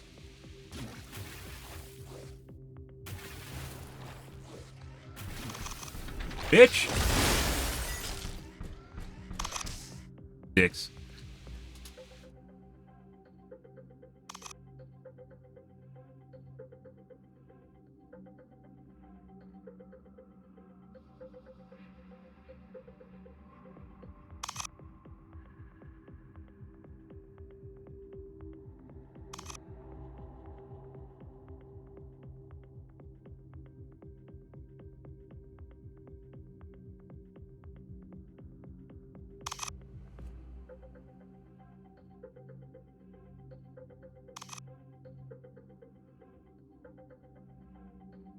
Unlock mission, but that doesn't help me when I don't have a list.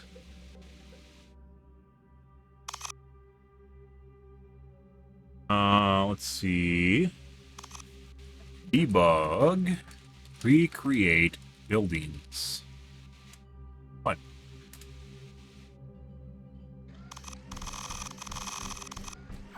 Well, looks like our buildings are still gone.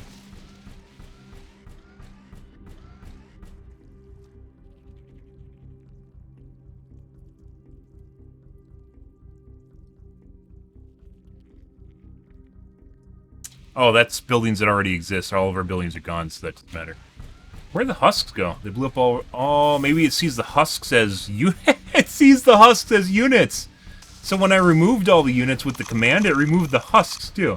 The husks are the things you can rebuild. Except for these, because that was an invisible area. Wait, no, some of these. There are connectors.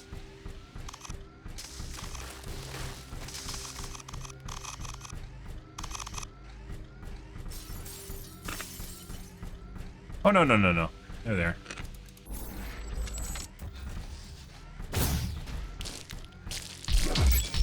There it is. Yeah, so there is an interlude. Now there's an interlude between the HQ wave and the normal attack wave. So you don't just constantly get overwhelmed over and over again.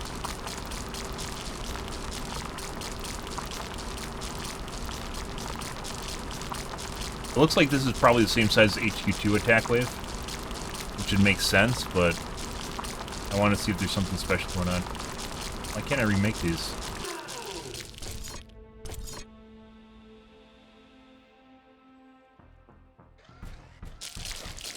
There are solar panels.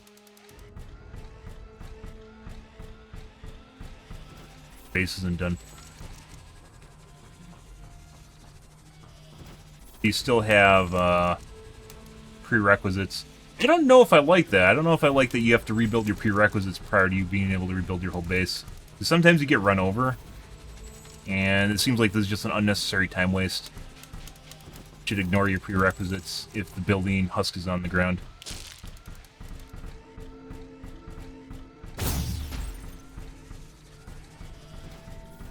So, we're exploring right now, guys. We're figuring this out. I know this is kind of boring. We're trying to figure out how these things interact with each other, because they definitely have patched the game and changed things a bit. I'm really curious to look at the old tech tree. I wonder if it remembers it or if it's different.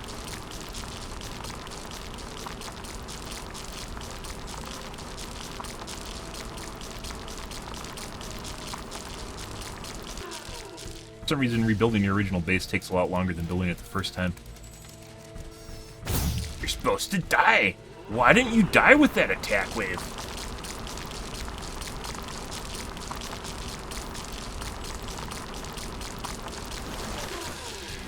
Go.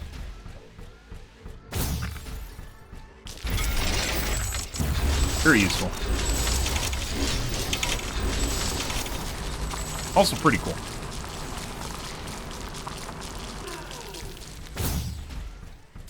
They take a long time for them to spawn on the map. I don't know what the game's doing.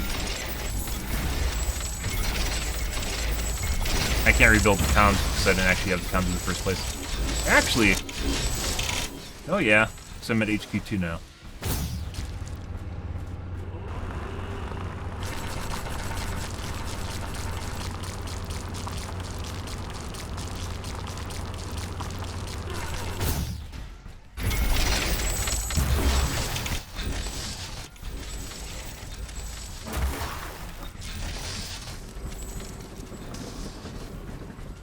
It's kind of surprising there isn't a command to make your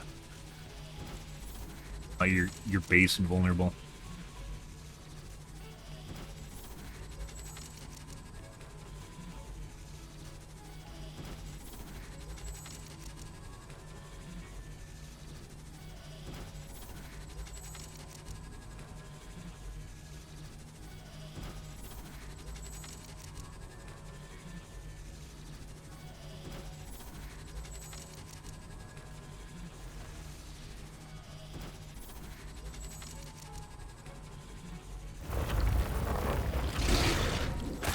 What the fuck is this? What?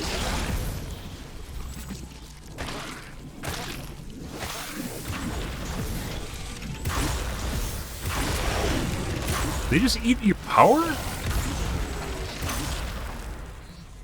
They do. What the fuck was that?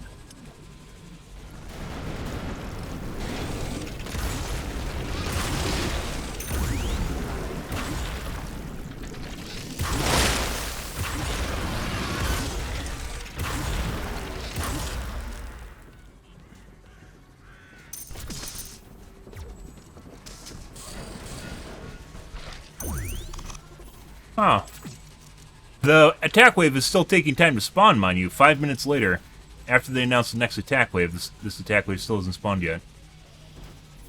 I think this is due to something I messed up with the mission system when I was fucking around with it. I don't think this is normal.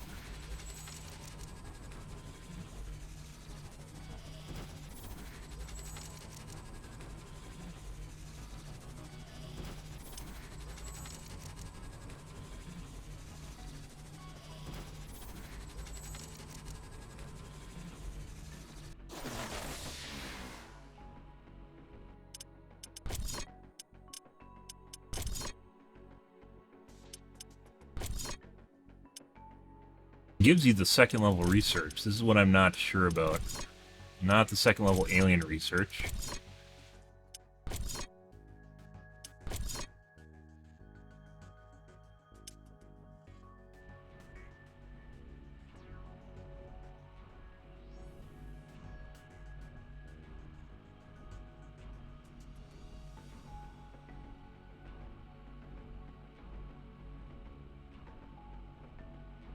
Trying to see if we can undo the cheat without just basically having a bunch of shit unlocked that I'm not supposed to have. I don't know exactly what's going on here with my,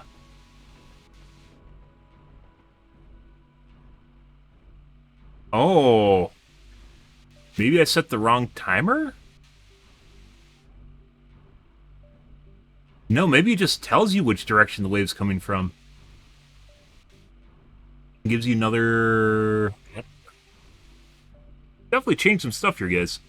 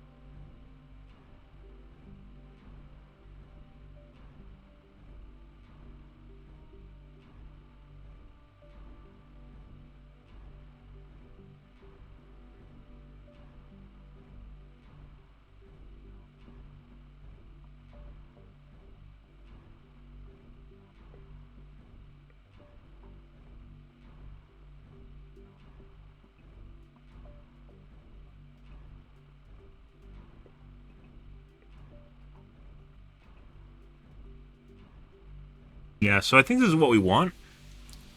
I was hoping this would just... Well, let's see...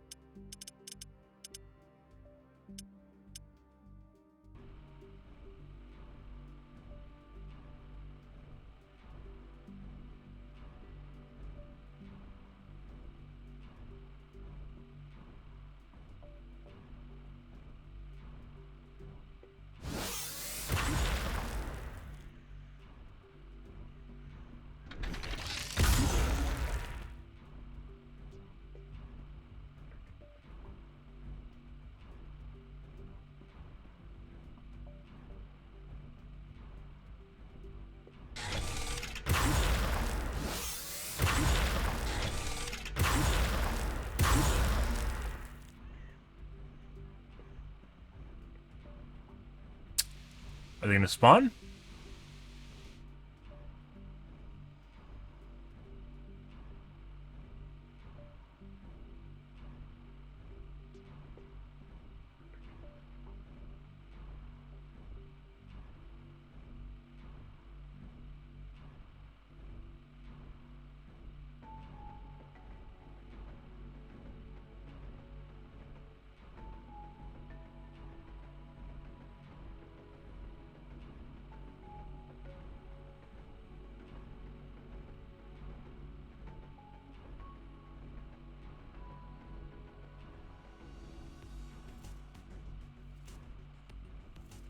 Nope.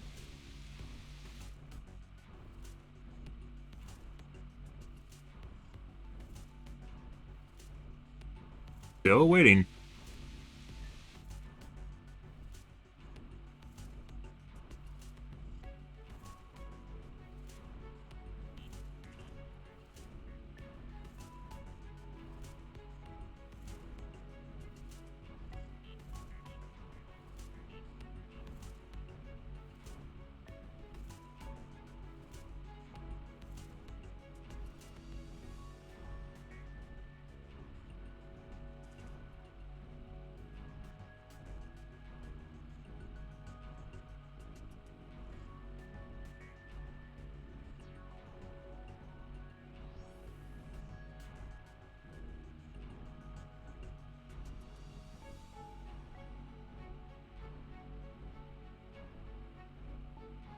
Pretty sure it's going to spawn him.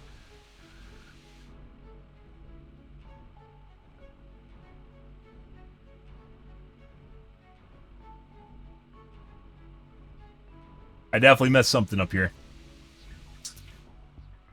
Ah.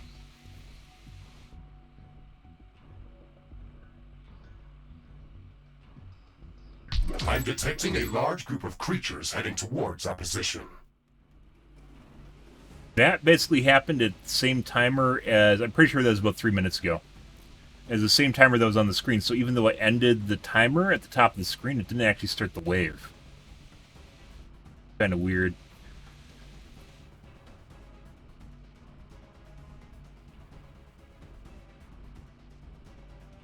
Attack incoming is still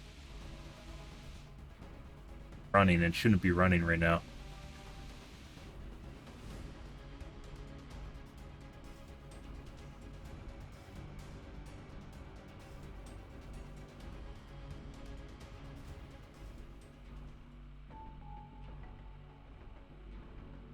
Fuck. Just spawned a new wave. Pretty sure this is because I fucked around with the mission system.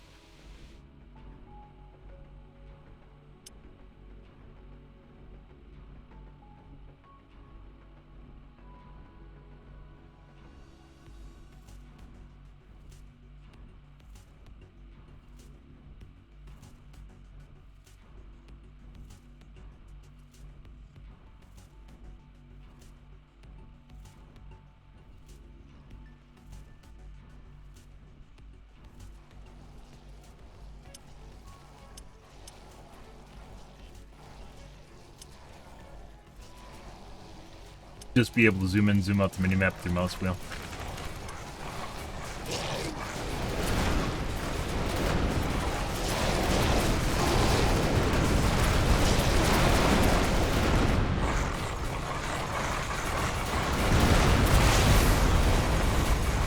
You guys are immune to cheats, guys. Crazy.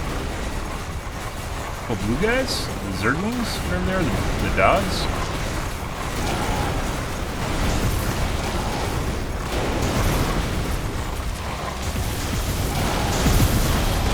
Oh, they actually died, too.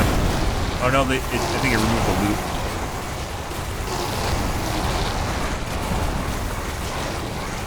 This looks like the same thing as HQ1 attack wave, or HQ2 attack wave, which is what we're looking at.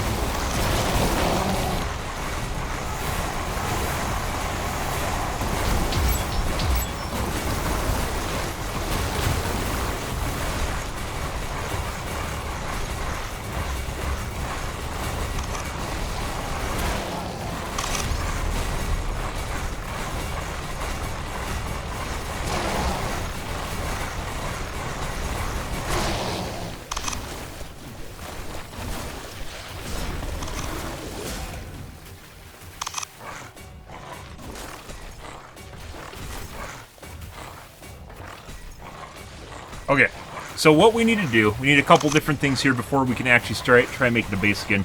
I need to see whether or not the normal the communication research looks like this, or if this was something special because I fuckered the tech tree. This is normal.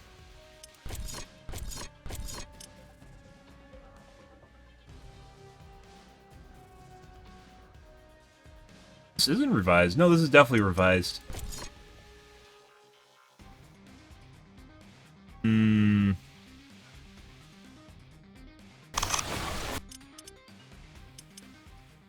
Alright.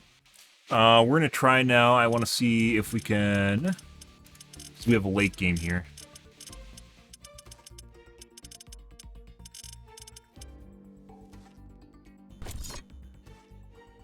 Yes, it is.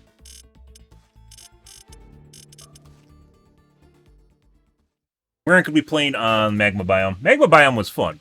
When we got rid of the... Actually, what, Magma? I think it was Magma. We got rid of the gravity sphere things.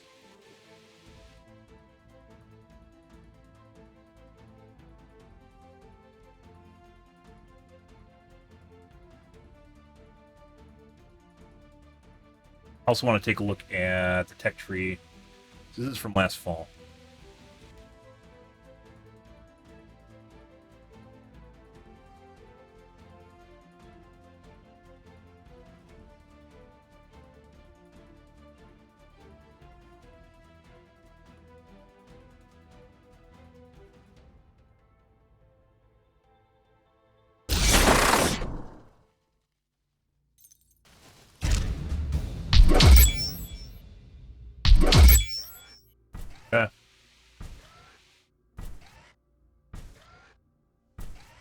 This is super late game. Research completed. Fuck.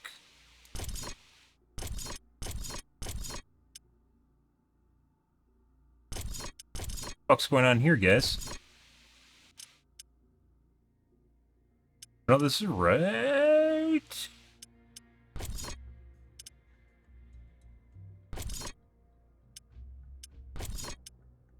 I don't know now.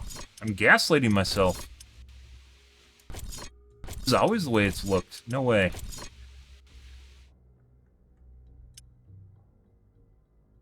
Their power is definitely different.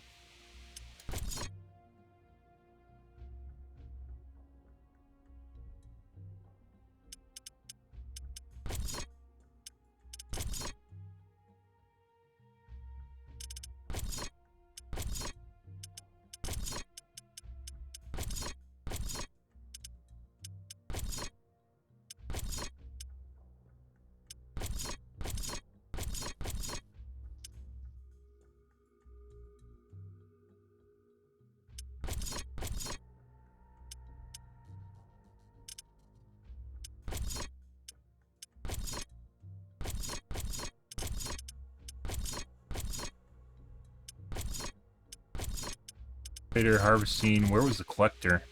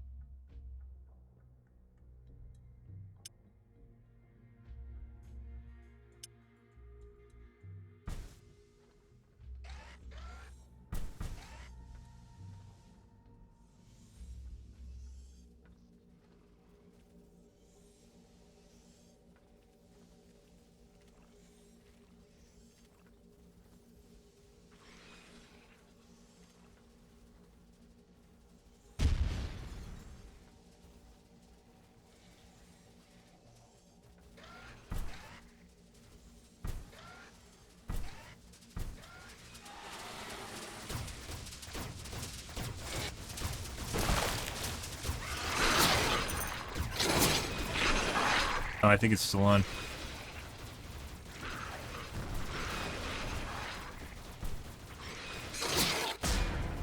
Not.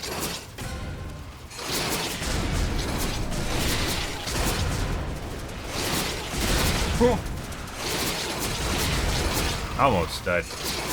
Okay, now what I want to do...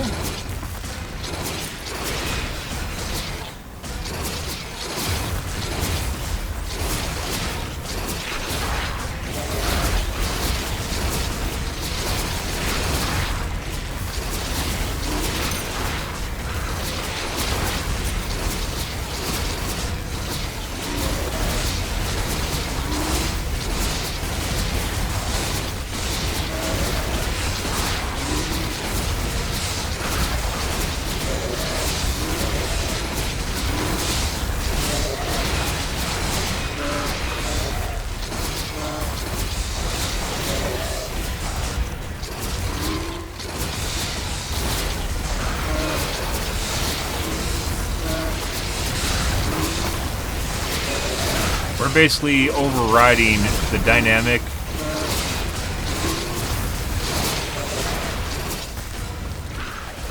scaling they have in the background. Is making it chunky. The dynamic scaling it has in the background in order to try and use more of my CPU.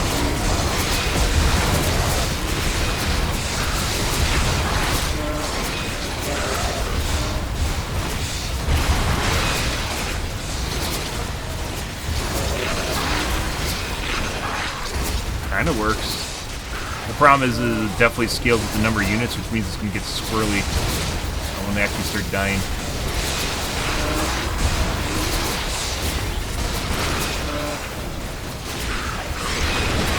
It still seems like it's capped on how much CPU it's using. Because even though we're moving at 10x normal speed, which you can see on how fast my character's moving, the CPU is still at 30%. Despite not a single one of my cores being fully utilized.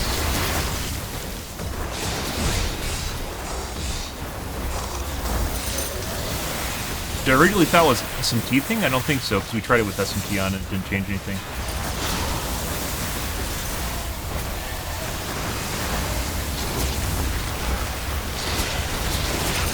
Yeah. It seems like there's more units on this map, though. Oh, it's later in the game.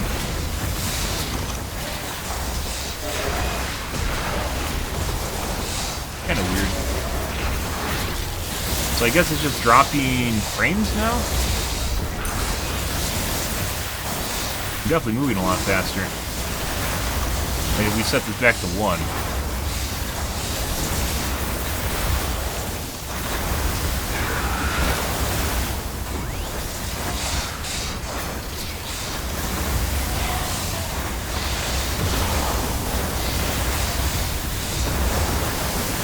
Definitely not moving 10x faster, though.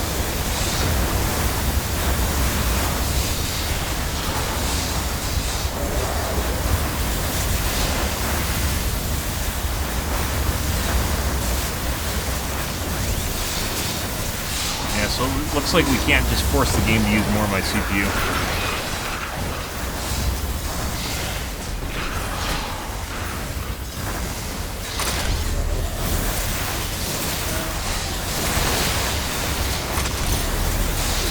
FPS is chunky.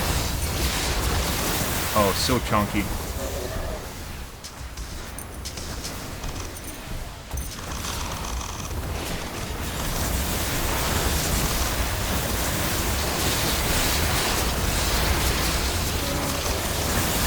So this kind of does what I wanted to, but not really. Yeah.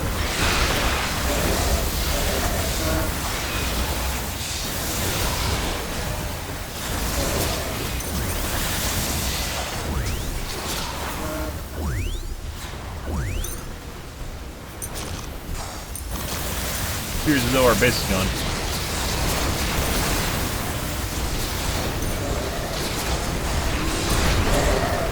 Okay. Alright, enough of this. We're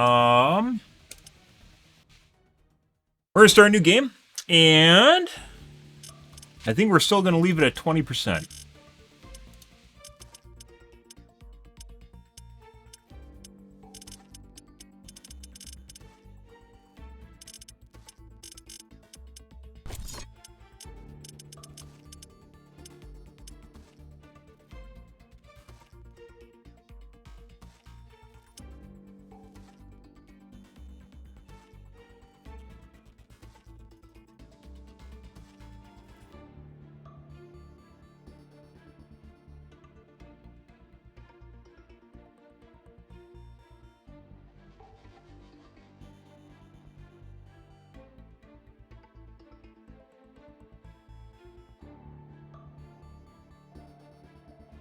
Yeah, I think even if we get the next level research, those rhinoceroses are just going to run us over every time.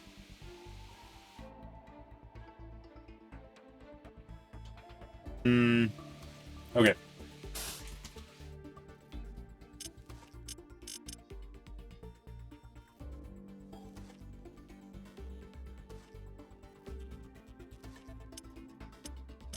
%. 20%, guys.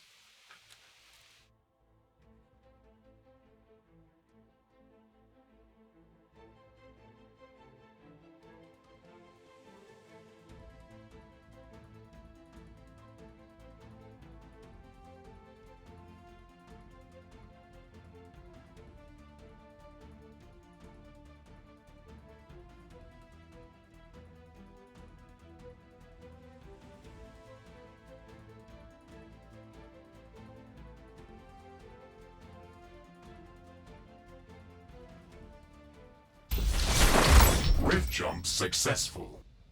Sensors online, weapons activated. We're ready to go.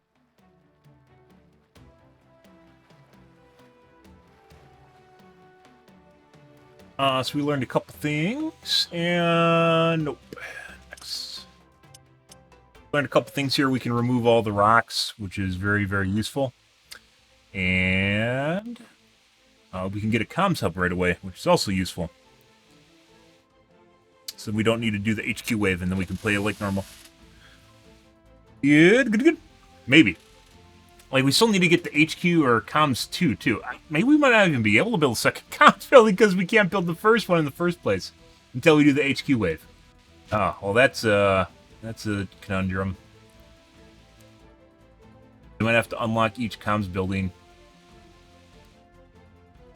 Yep.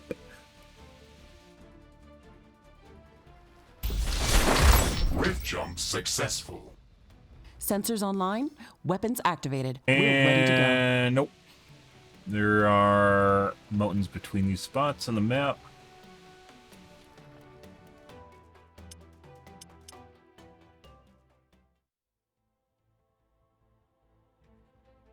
Good. Happy Sun Month, guys. Hope you guys are having a wonderful evening so far. Happy Sun Month.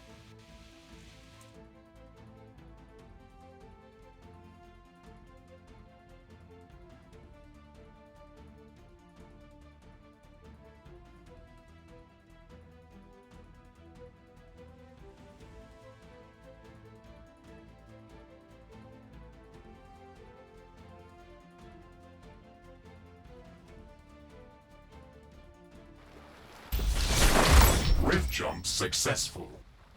Sensors online, weapons activated. We're ready to go. Here. Giant ravine. I mean, this is kind of cool, but I'm pretty sure they crawl out of this shit, so... Yeah. I don't think we can do this, because they crawl out of this ravine here. So it looks safe, but actually, it's not. It's not remotely safe, guys. That's not remotely safe. That's a special spawn location to kill you.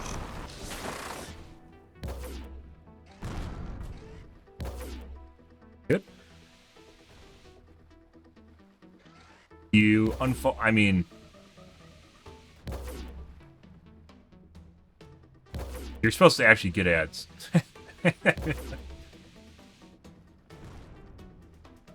Oh, are there ways of dealing with it? Yes, there are. But, yeah. 8 ads is 4 minutes ads. I don't run ads because no one watches me, so no.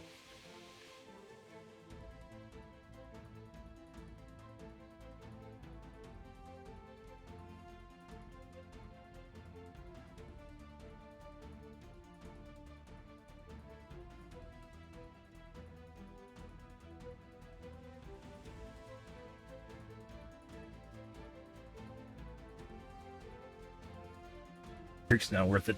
I just fucking hate ads simply because it like grounds random shit in your brain, even if you don't watch them. You find yourself paying attention to them and shit. I'd rather just watch black screen. Weapons activated. We're ready to go. Well, ads work though, so it's too far apart. And Geo's way up there. Next map.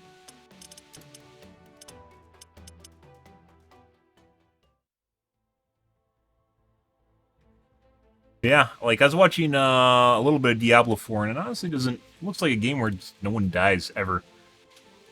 It doesn't look difficult.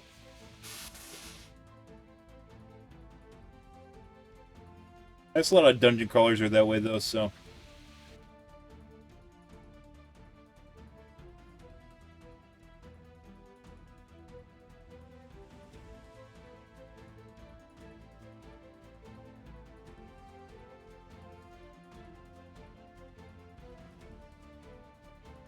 You know what I haven't tried?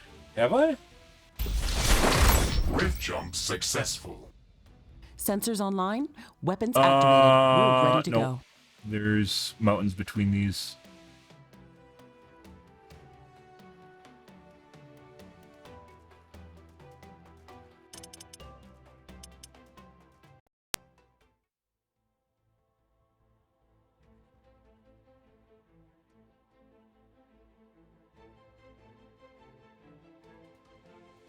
Steve.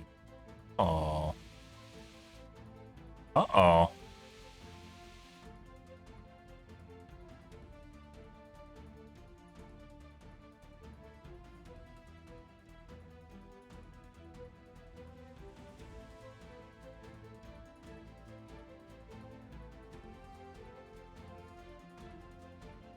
Be a me problem.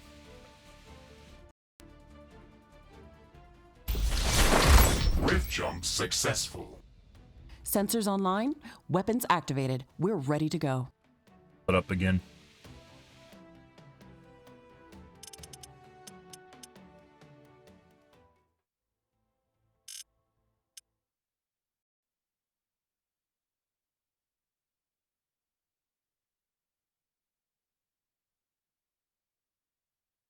Loading all the shitty saves.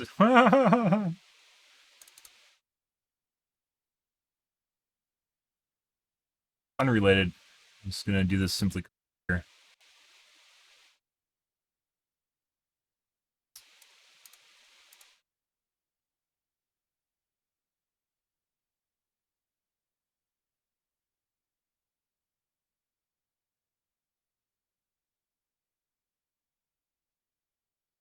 Dynamic vegetation.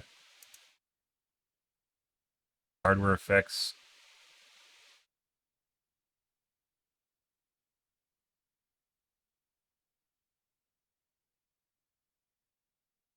Textures really only matter if you run out of VRAM.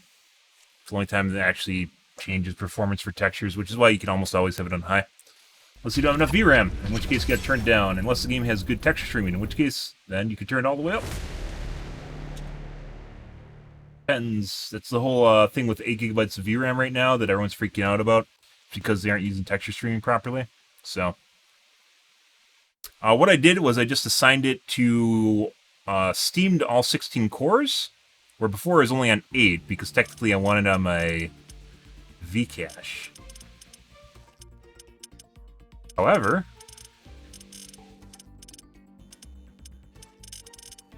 this game likes CPUs, so... And it's not really a big deal on whether or not it's using... There's intercore latency. We've set to all 16 cores. Alright, let's go back to our litmus test here. See if this changed anything. So, normally if you start a game through Steam or through whatever launcher it is, the game will inherit the affinities, which is whatever cores you set it to. And I have it set up to use all 16 cores after it launches. The game itself might be seeing that it's only getting 8 cores when it launches to begin with. So then it only uses 8 cores, basically. Yeah.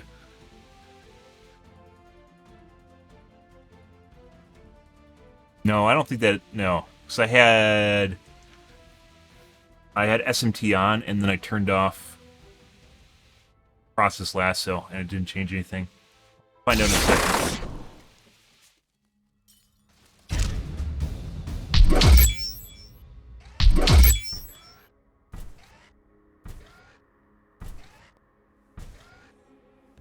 It's only using 30% still.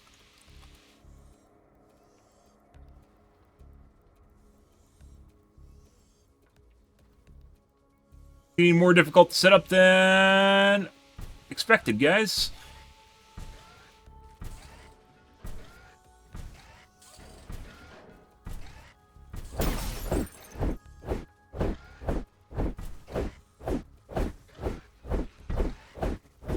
Thought we'd be well into a game tonight.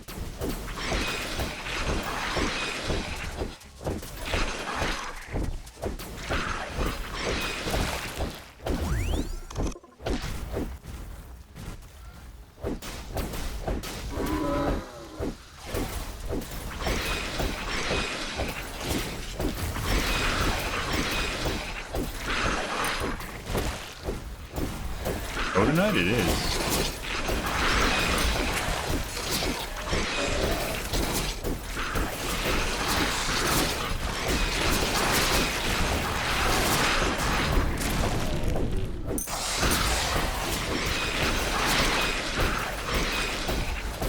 Yeah, so it's still only using 35% of my 16 cores. I got some tea off.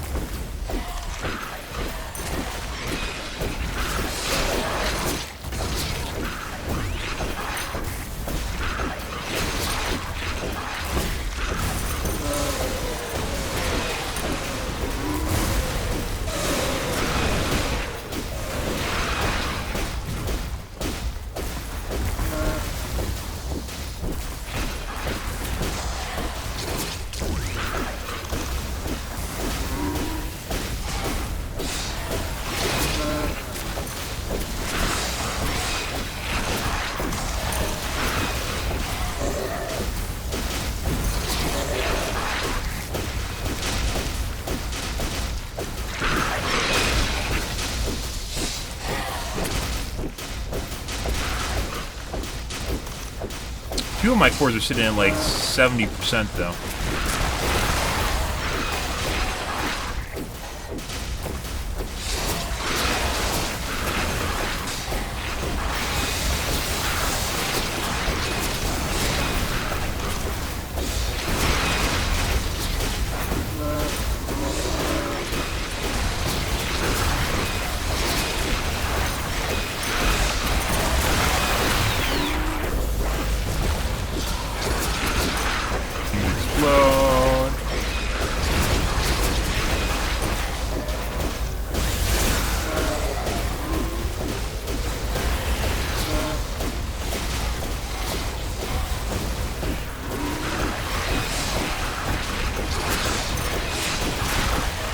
I think what I originally had to do was I had to get out here and grab the biomass for my plant generators, which you can't see.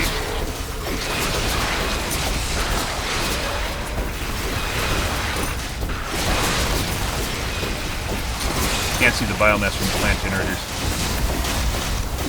These are drop mass? I don't think they do.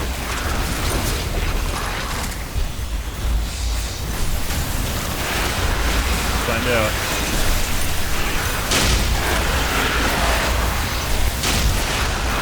That's something. Yeah, I think those flame fucks don't even drop anything.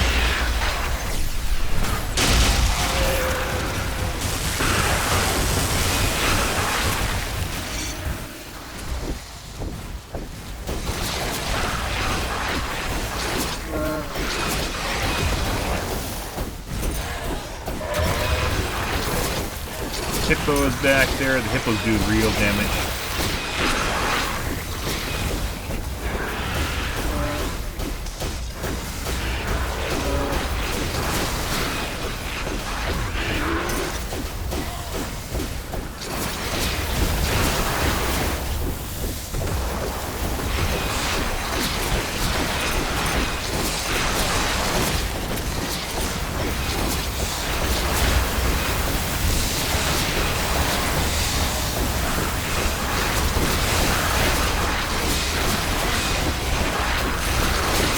While this is going on, is there any way for me to see my other resources? There. So I'm still running out of biomass, even while I'm out here farming this shit. And just get a shitload.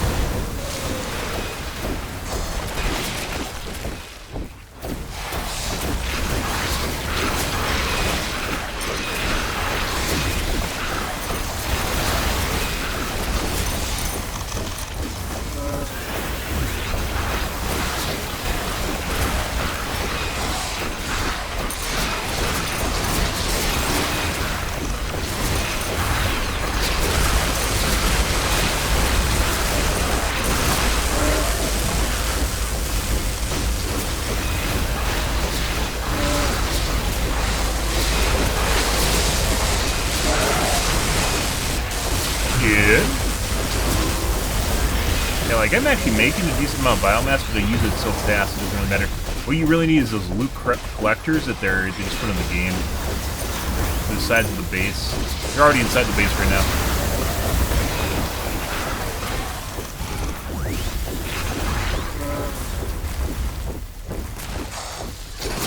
You can see the giant horde that's following me around, too.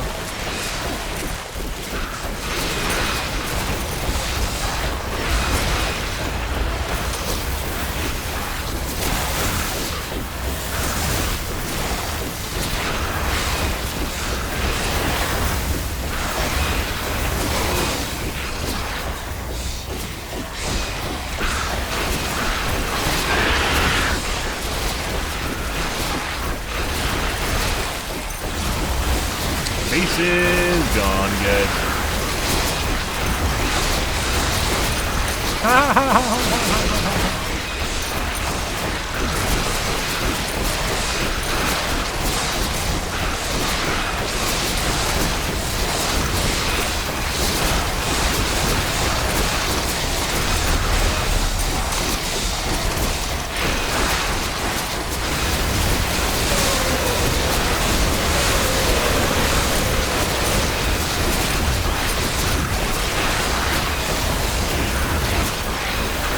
Yeah. 'em.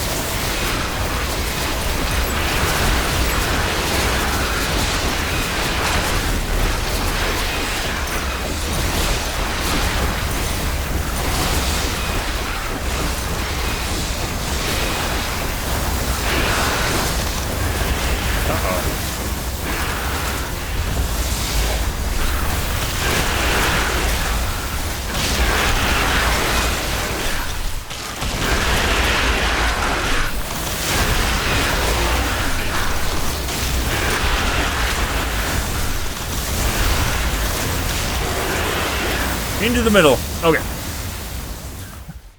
Fucking Christ, look at that. Okay. Yeah, lovely. They're blowing up. The majority of the attack wave was actually following me around right there. Alright, so that's not where we want to be. Alright. Back to what we were doing, and poorly.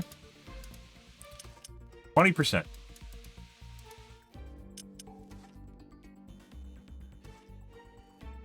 I think the new biome is just a lot more lethal than the old biomes.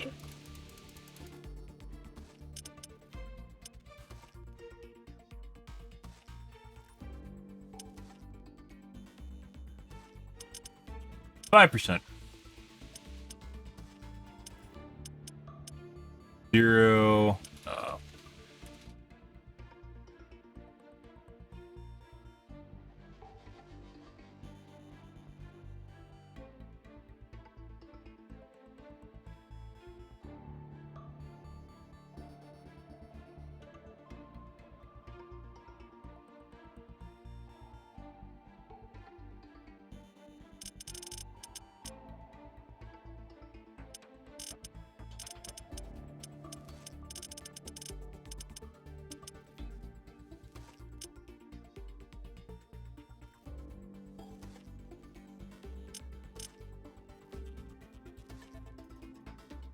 'That's not right.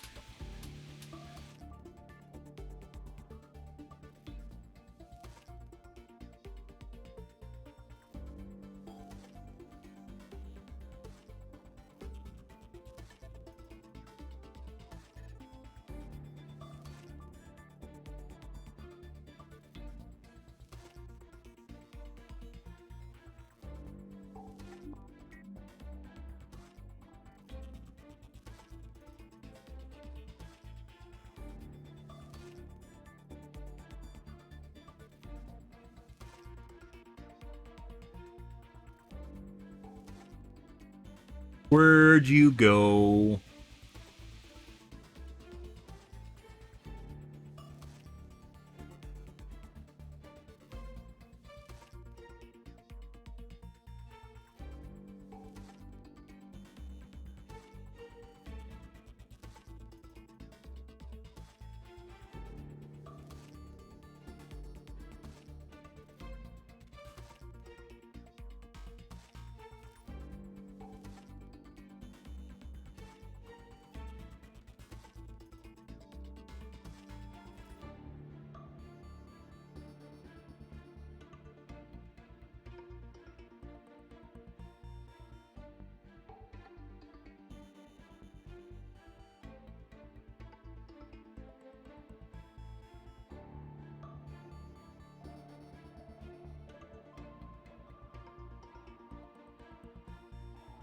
happened to the command I was using? Oh, it wasn't in the fucking...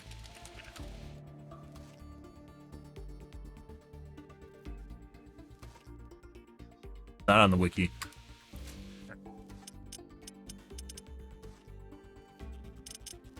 Ah.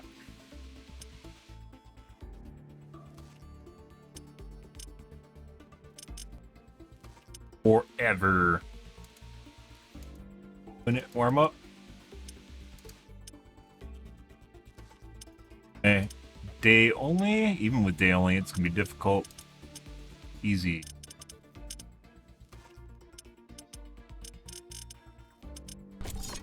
Caverns. Alright. Got some tools to play with here, guys, so maybe this will actually work. Once we get past that first wave, or start figuring out the first wave, it's going to become a lot less resets, so should be good.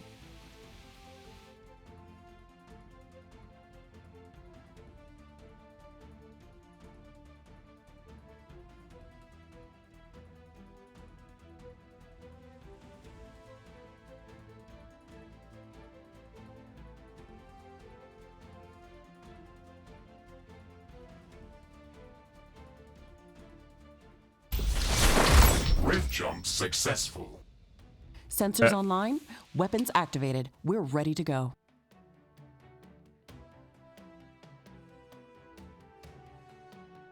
And do we have a workable? Actually, we might. I think we do. Actually, and maybe not. These are too close to the edge here.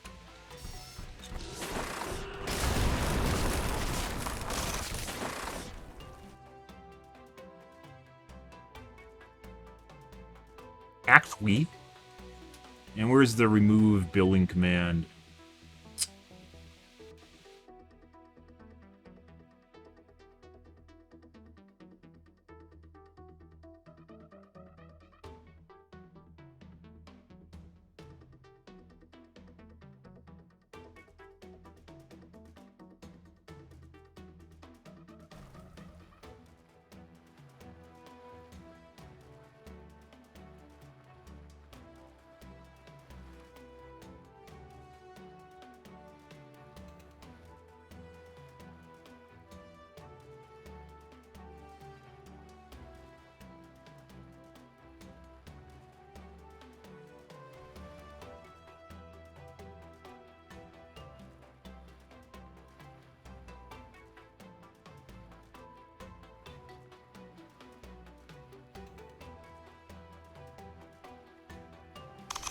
Removing all the walls right now.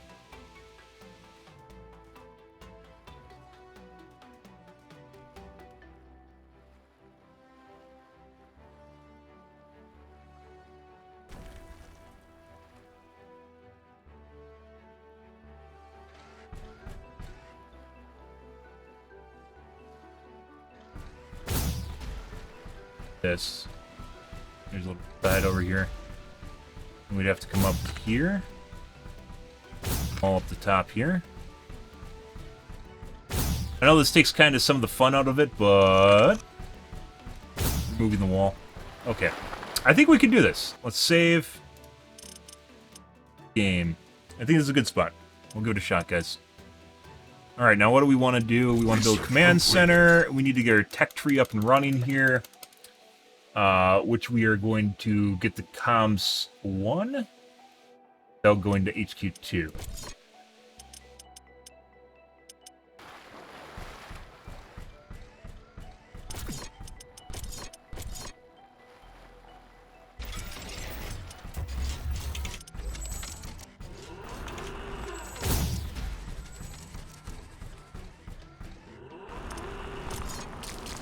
Kind of rough. We're gonna put the wall above it. Here we go, guys.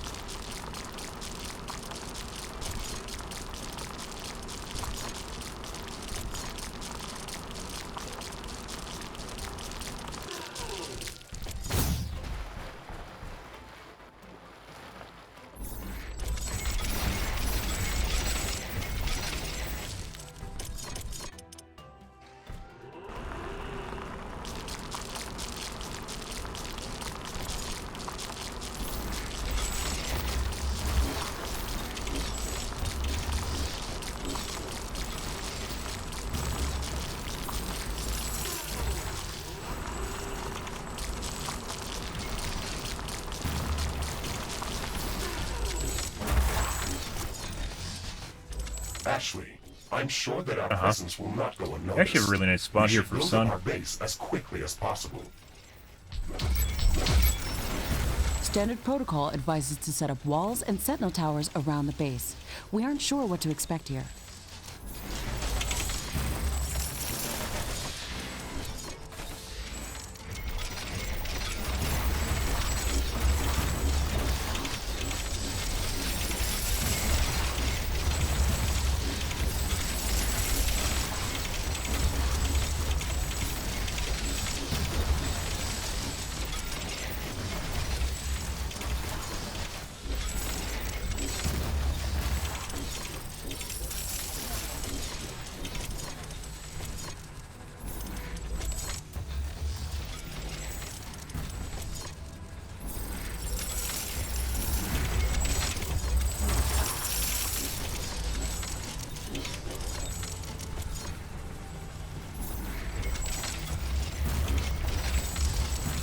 Yeah.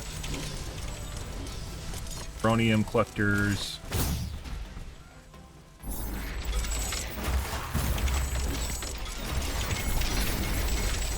Okay. Let's go two. Get some power in here too. This is actually a really good spot. Pretty good.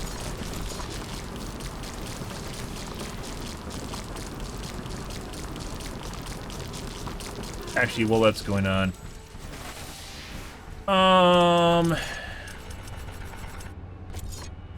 bridge.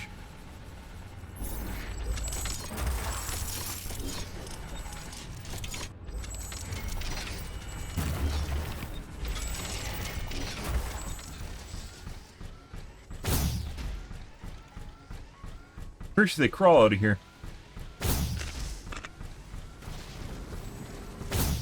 That'll happen. Okay.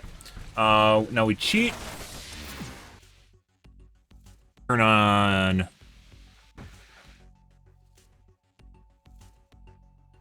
sandbox menu.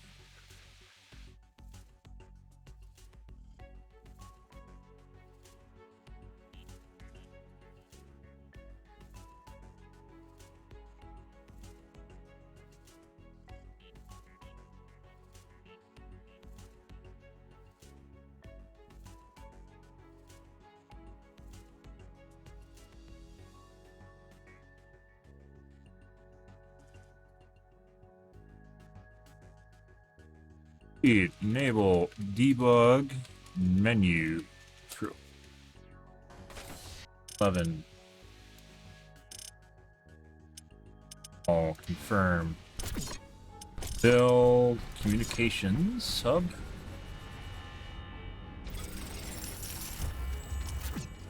11.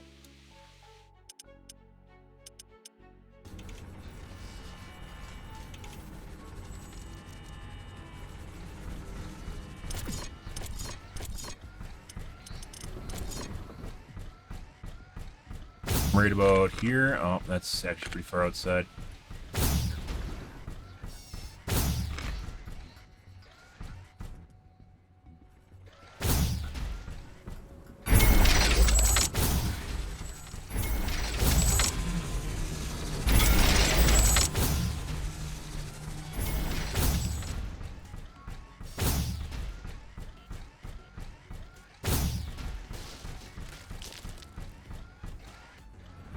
Push this too far back. We're gonna. If it's a bump out, it's gonna be difficult to defend too.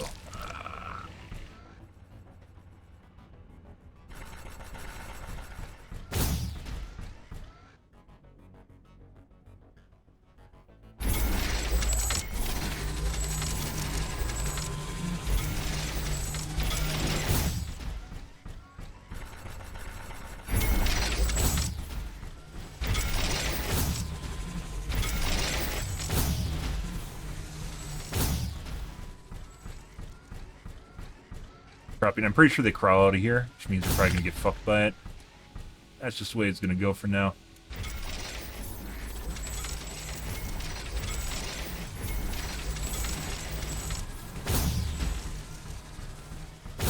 See how it goes. Alright. Down here.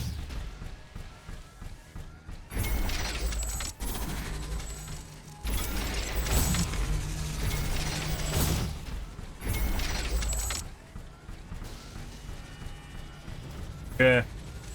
Let's save again. Getting rid of those walls is actually very, very useful. Good evening, church. For the... See what we can accomplish here, too.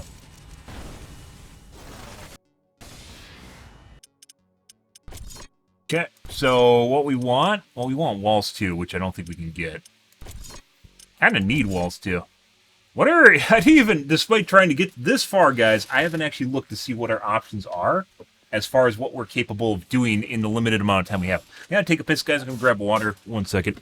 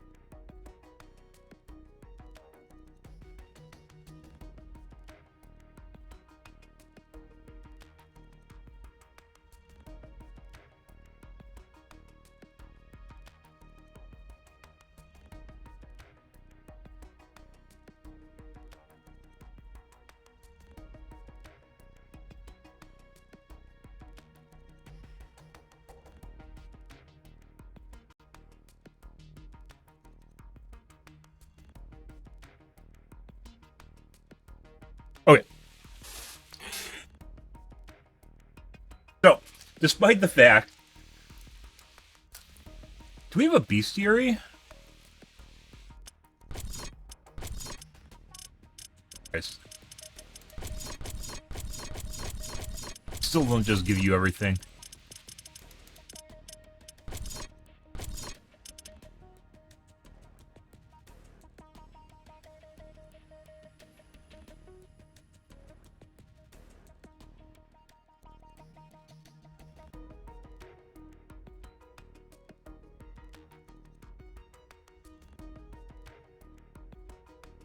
Way to just display everything. We're gonna save so I don't fuck things here. So I don't know what this does. Okay. Cheat full BC. Bestiary?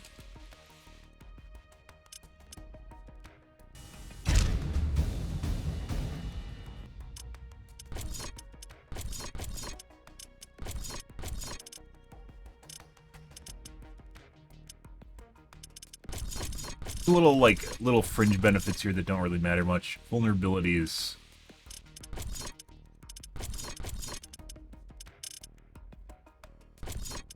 Flora, fauna, aggressive fauna.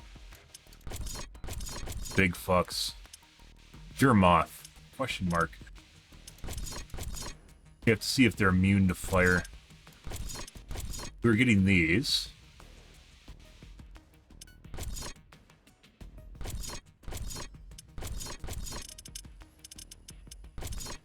Called mush bits. I think that's it.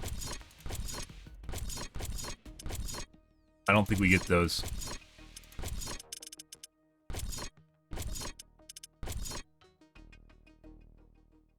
Resistance, ice. We get those.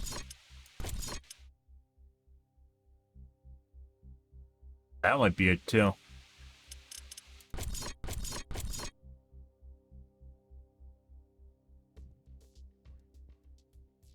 Ice and explosive.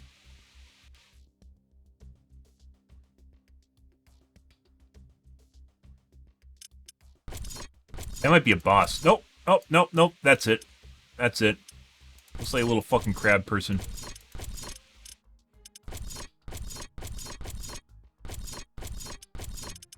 Okay. What are you? Oral gore. Vulnerabilities, fire. No, so he's not immune to fire.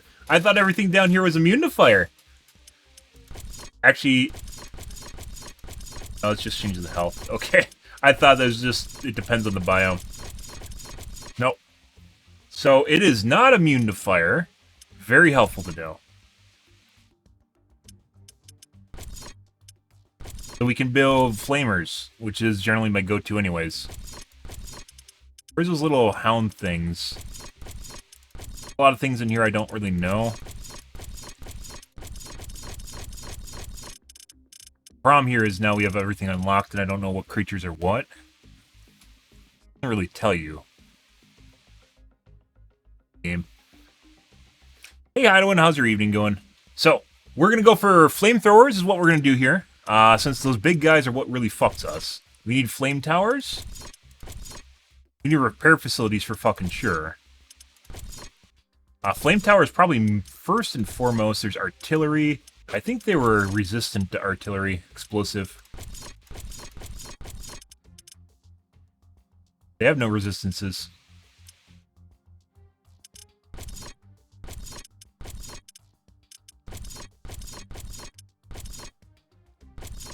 There's the fucking hippopotamuses that throw shit at us.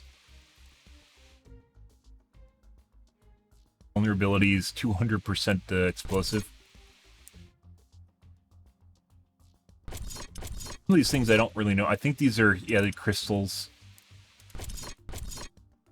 These are here. Resistances, fire, and ice. Vulnerable to acid. So I think what we need to do is we need to go for acid turrets, which I thought was originally what we needed anyways, but acid turrets are down a tier. Well, actually, we just need to research it and then research it. I don't know if we'll make that in time, though. take? Carbonium, aronium, radar, plant biomass. We may eventually need that. Uranium. I don't think we have any easily accessible uranium. Where's a collector? Blue collector's there. That takes a shitload of time. Artillery is very, very useful.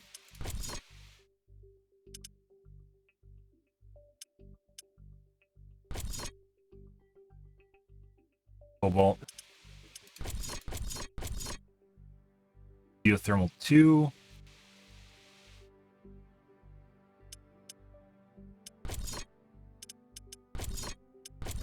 Sure.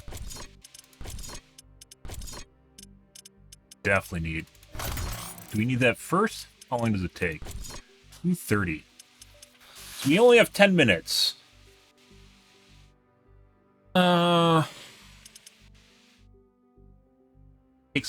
They take cobalt? Did they always take cobalt? I don't think they did. They totally did not take cobalt forever. Portal bomb. Explosive. Damage is melee.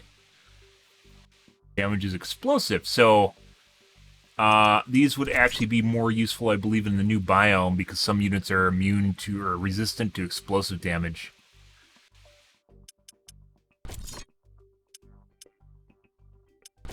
Miniguns, always way too far deep. Miniguns are pretty good, though. Titanium. Cobalt, I think we could go out. Where's the mini collector? I might have actually just got it. Discovery tools, gathering tools. Explosion, very useful. Where's the roll? Basically, the best movement ability in the game is right here because it allows you to go through units. So, yeah. Razor, sonic grenade, instant repair, also very useful. Machine gun, X, sonic fist, fister. Okay. Lots of stuff we don't have time to do anything with. Energy walls, crystal walls. I haven't really used crystal walls. They might be useful, but I don't know.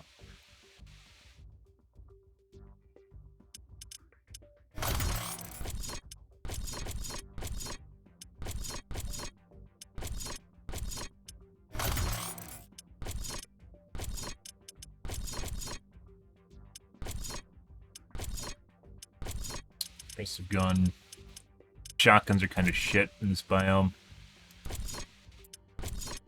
Very useful. Tower's 1.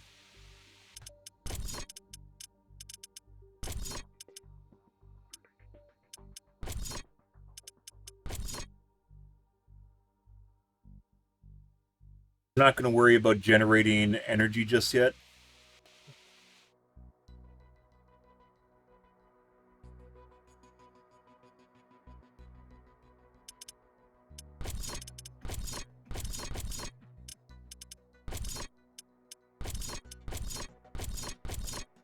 Or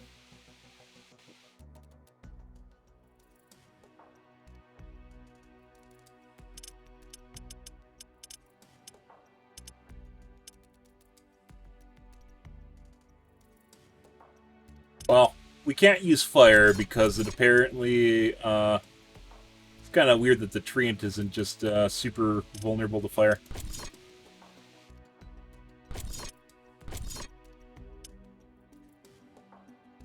A lot of resistances here.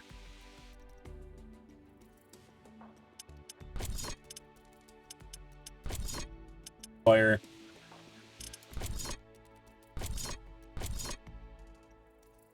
And technically, I have this all. Already exposed or visible in the campaign, so this isn't really anything new. That's why this is weird. It doesn't just unlock the bestiary for you at all times. Like it feels like it should. Is actually something you need to know. Octobits.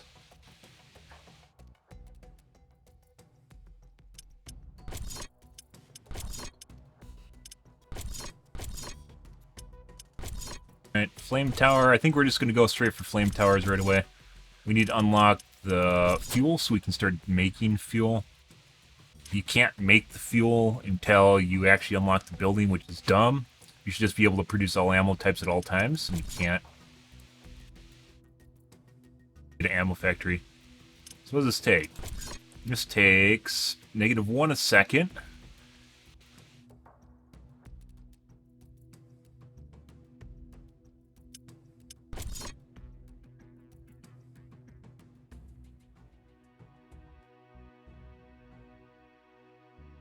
$50 over per second.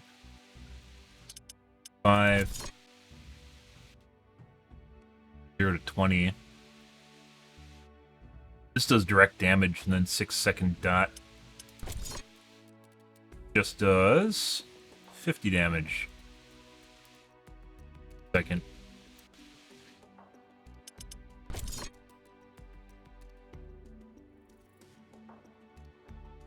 I wish you could update like this, like even if you turn on the cheat, you can update the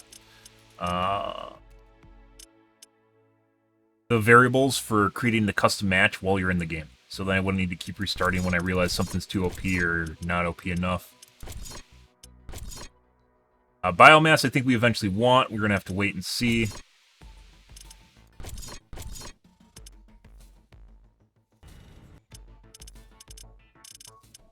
Game.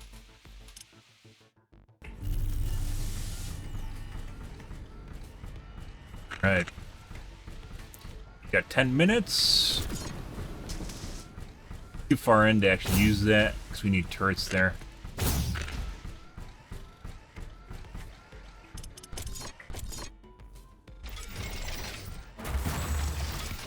Researching is researching. I'm pretty sure they just crawl over the edge here and then fuck our base. Which, if that's the case, this base might just be a wash, guys, so. Be unfortunate, but that might be the way things are going to go. Right.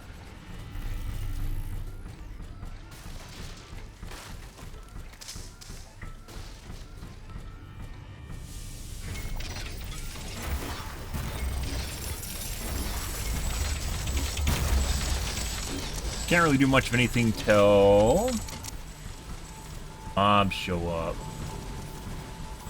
10 minutes might have been too much for the first wave, because I need to know where to put the turrets, and I won't know until the mobs start showing up.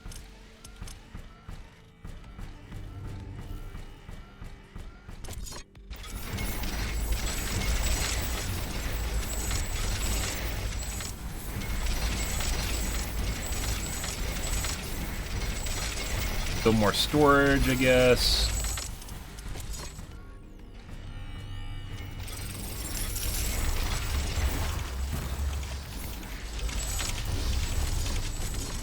Stockpile while we're waiting.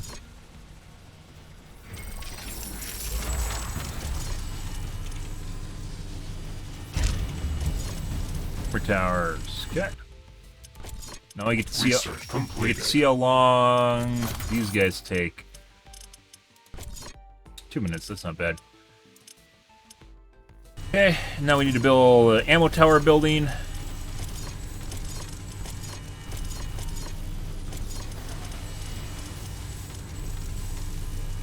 Or ammo factory.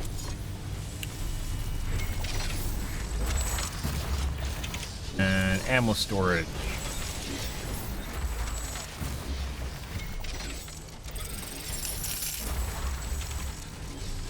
Okay.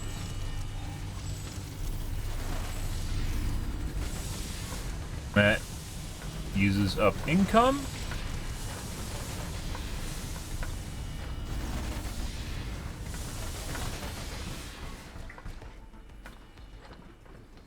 Okay. We're producing fuel. And we aren't going to produce any of the other ammo types until we research the buildings, because obviously you don't know about this cool ammo until you research it.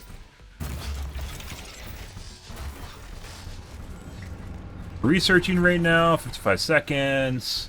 It still feels like we should probably wait until we know which direction they're coming from before we actually... Oh, repair towers we can build preemptively. I don't have access to them.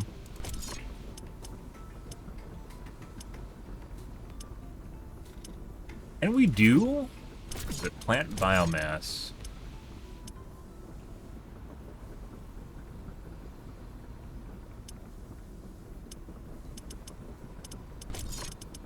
Unlock for us cultivator.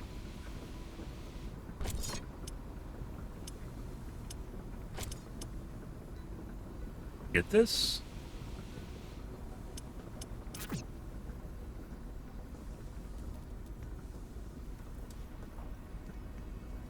That would be a shame if we have a map with no cobalt on it. Cobalt for like everything.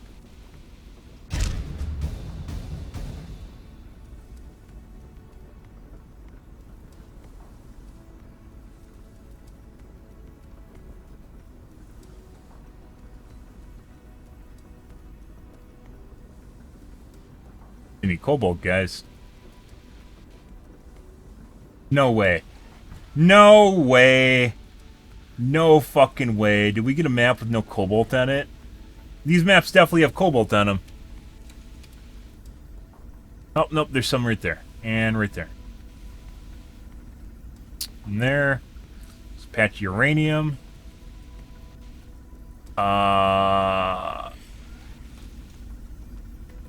Okay. So we repair towers. Research completed. We need to know which direction. Ooh, need that too.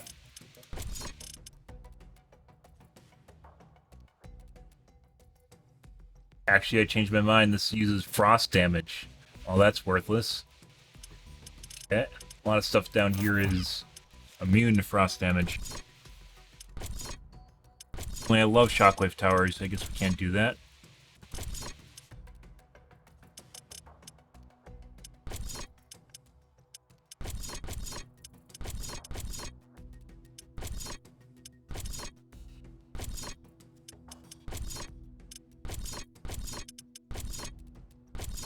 Where are the drones?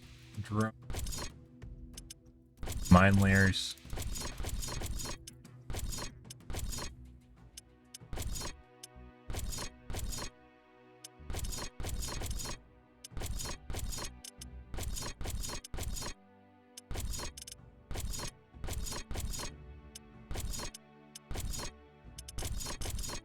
Not over there.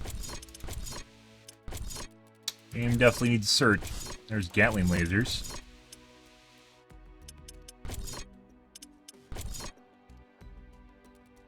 Electricity damage. Electricity damage. Fine. Where?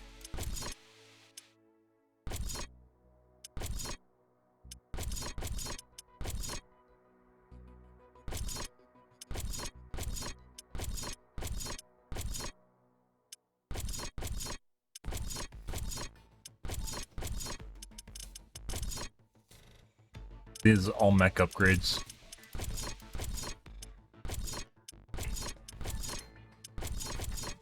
Is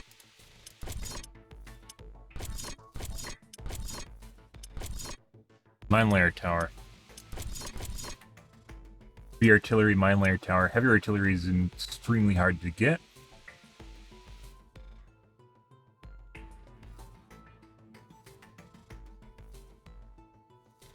I think what we might do right now while we are waiting is we're going to start building cultivators to make special resources. I don't know exactly what we can do, but we'll try. Charged plasma. Very difficult to come by. And better used for fusion. Oh, where's the mini miner, too?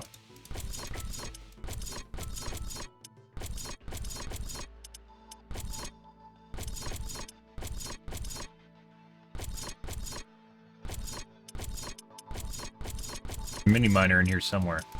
Need some.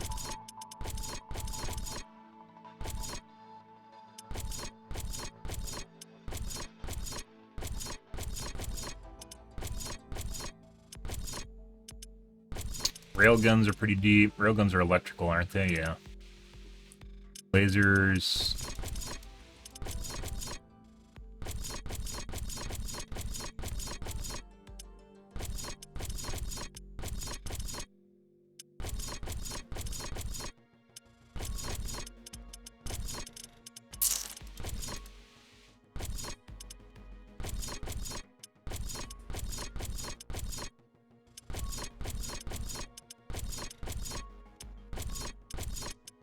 Yeah, I already have it.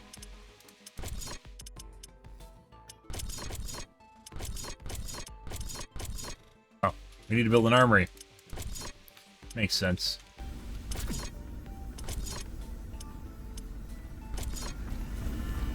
Have an armory? I thought I built an armory already.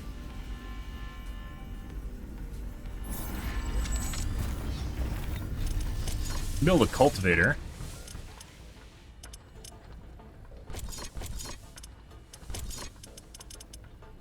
Cultivator, negative 100 a second. 400 mud a second. How much energy does it take to? Like it's gonna strangle us? Negative 100 a second. Might not actually be able to do that.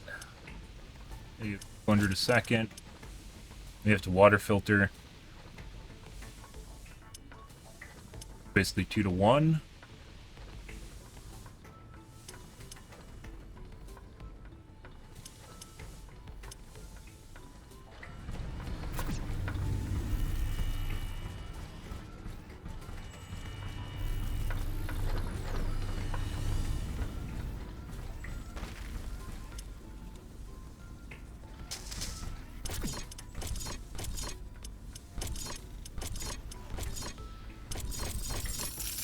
Getting that initial wave out of the way for the HQ upgrade actually gives us quite a bit of time.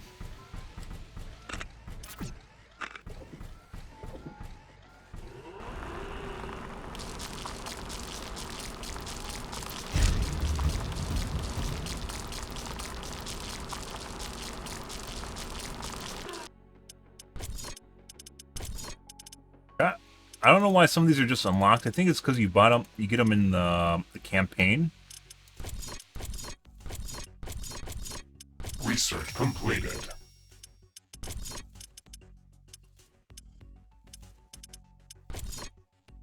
We might even want to rush level 2 walls. Can we even do that? Kind of.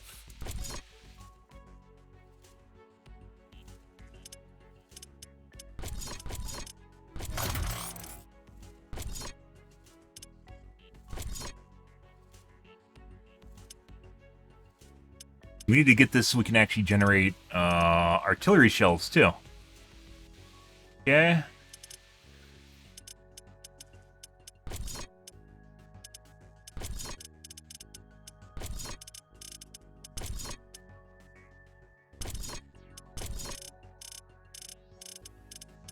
Dodge roll. Crafting completed.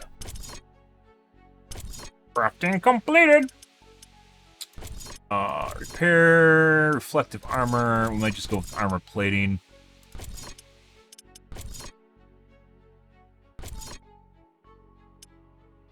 Regen just honestly seems kind of shit.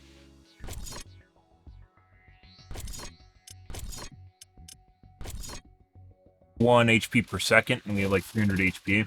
So, yeah. Not at 300 HP right now. I think we only have 200. 150? 200. We're looking for mini miners. Teleport. Time warp.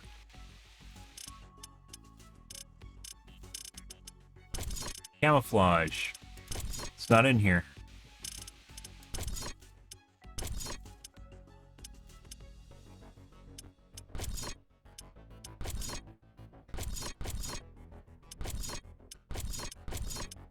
Half what we're doing is looking for something I know exists that I don't know where it is.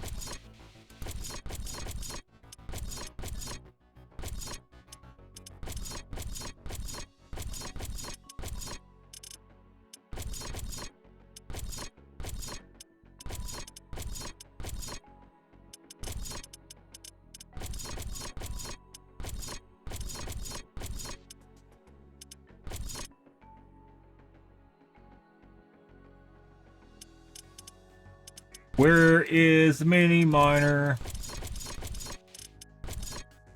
Go mini miner. I know there's different levels of it too, so there's multiple researches.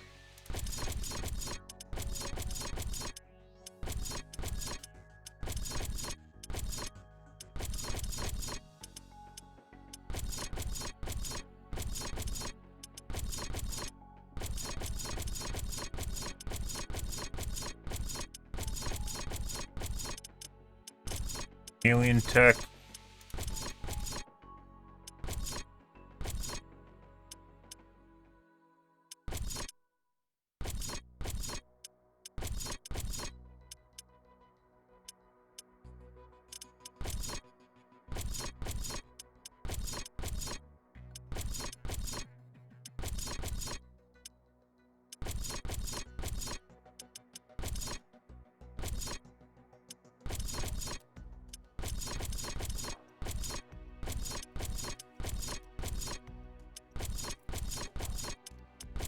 WTF, guys.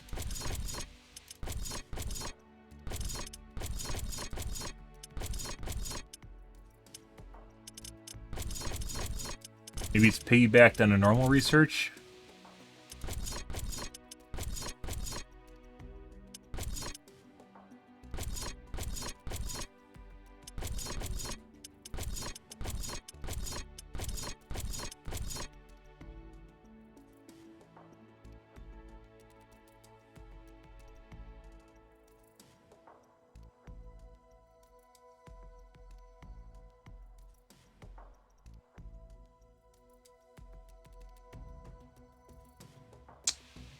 Oh, it says it exists.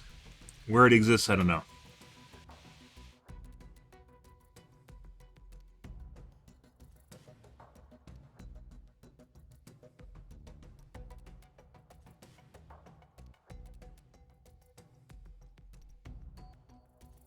Miner available to players.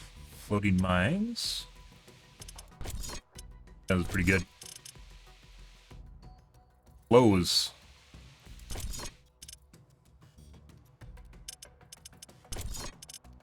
Thought it would just unlock it for you.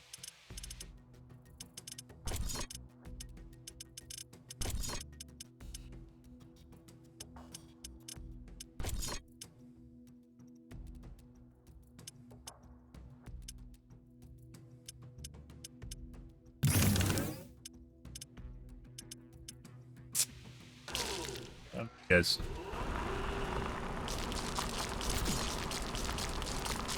How much do we need? Take 6 per. We got plenty.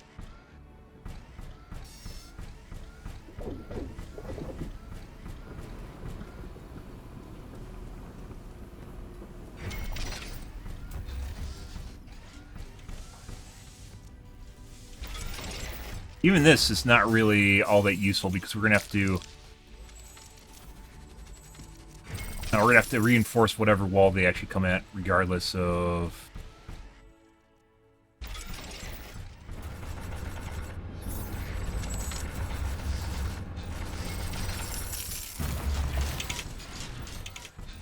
Ah, it's like mushrooms or something to grunt.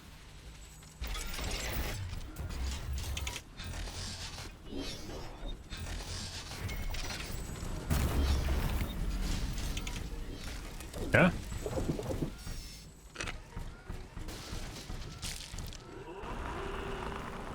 $255.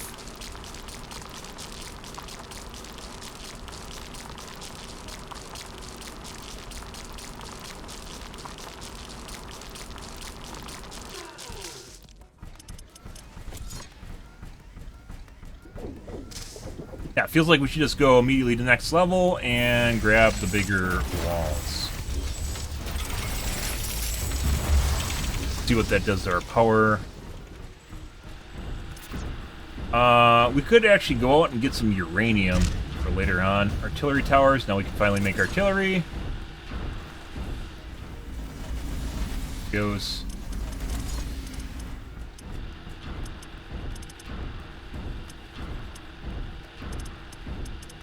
What? Rockets. Where's artillery?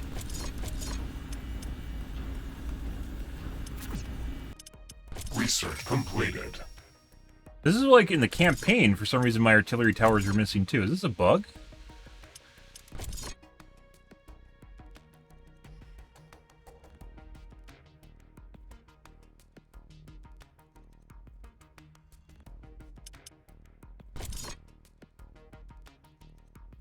Armaments headquarters.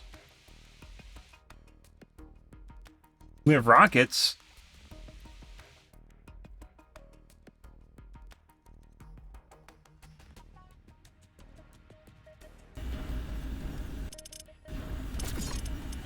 That'd be kind of a weird bug if they just turned off the artillery towers on accident. Rocket, flamer, acid, sentinel, repair.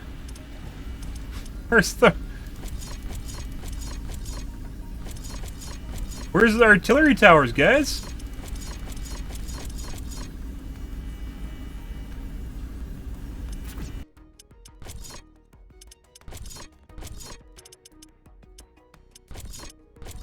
Can't get portal bomb until like super late. Where's the artillery towers? Huh. I mean, we could still use rockets, but I'd much rather have artillery.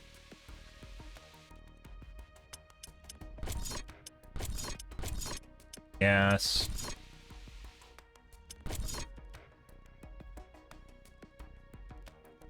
Not even be able to do gas.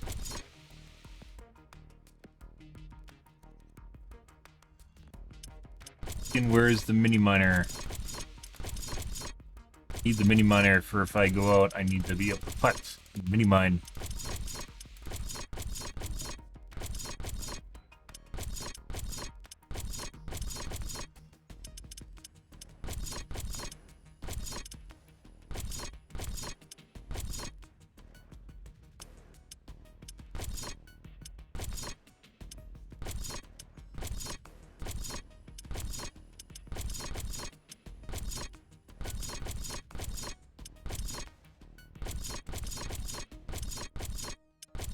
Definitely had it researched in the lava biome.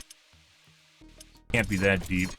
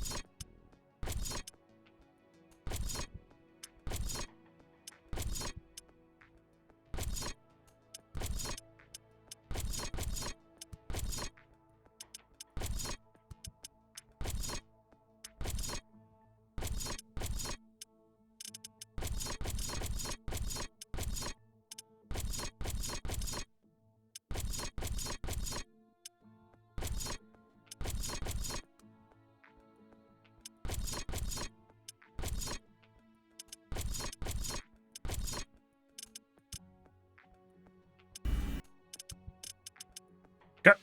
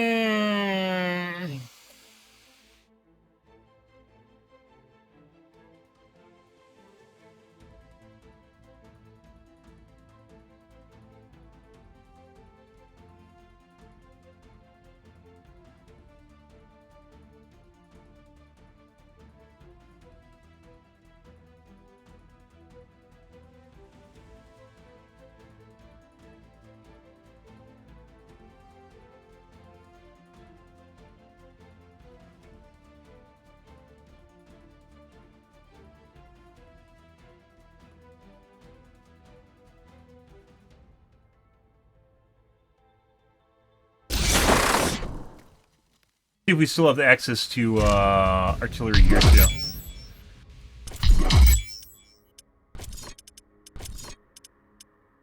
artillery. Right there. The biome I'm on? Maybe it's because I'm in the underground. It's disabled? That'd be weird. Alright. And my mini miner is right here in my consumable slot. Right there.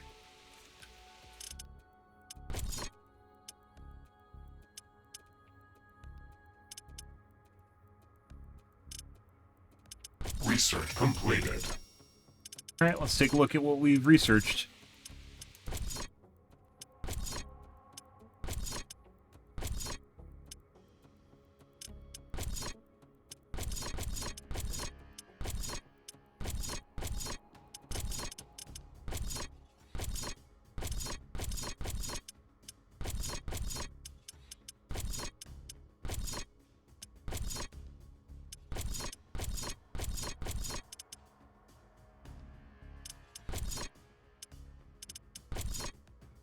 I don't see it.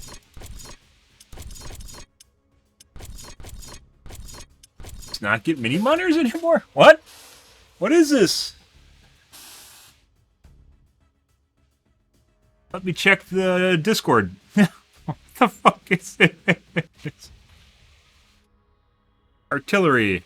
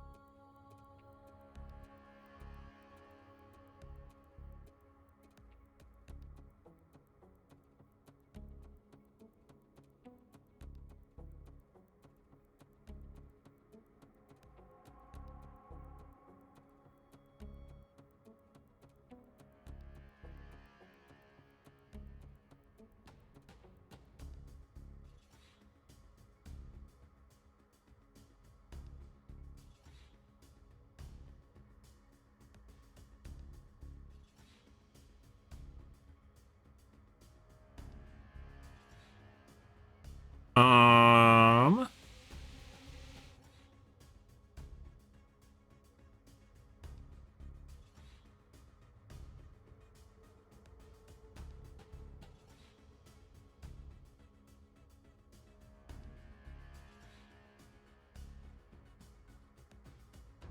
Mini miner.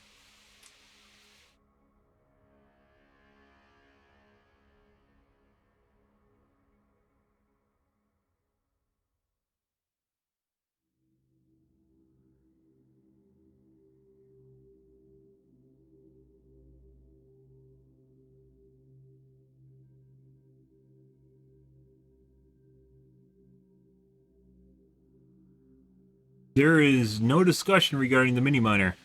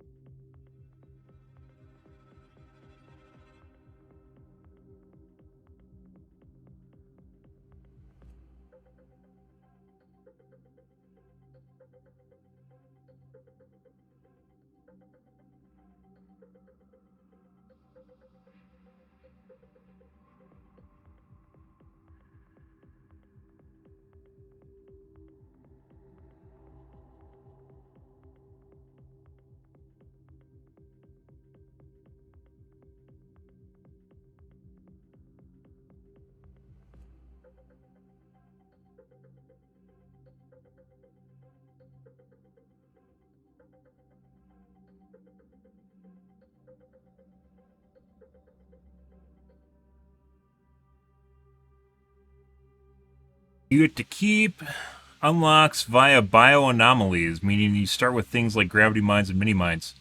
Why don't I have them then? What?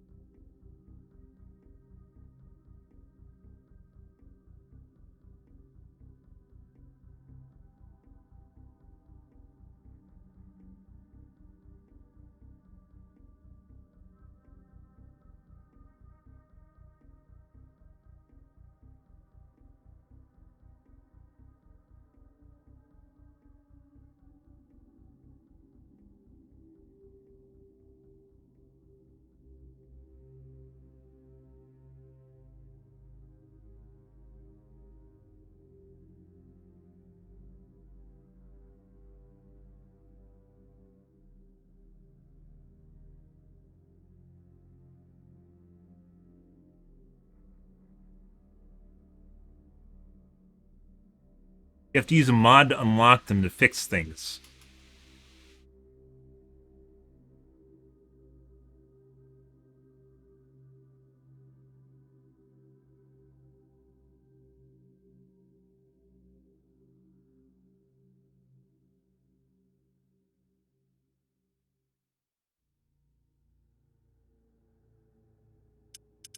Christ.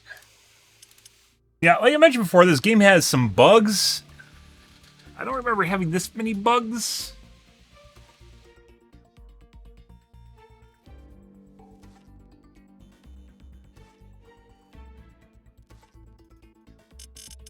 See if there's just a mod.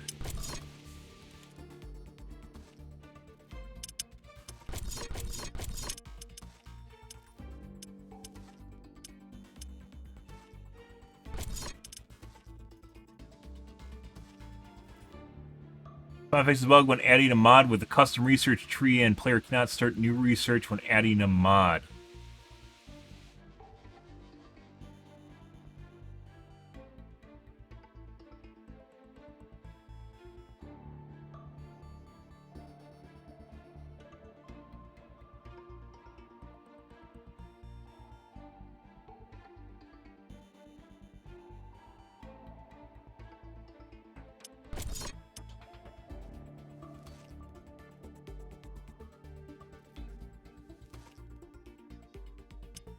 Eh.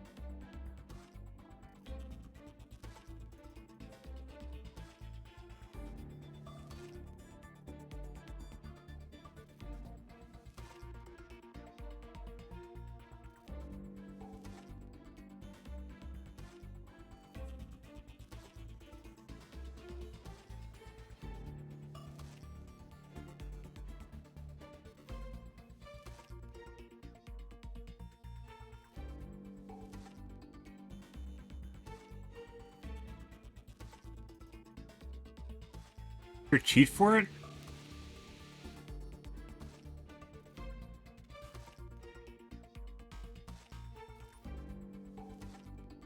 Unlocks research. This cheat unlocks research. Unlocks all biomes. It.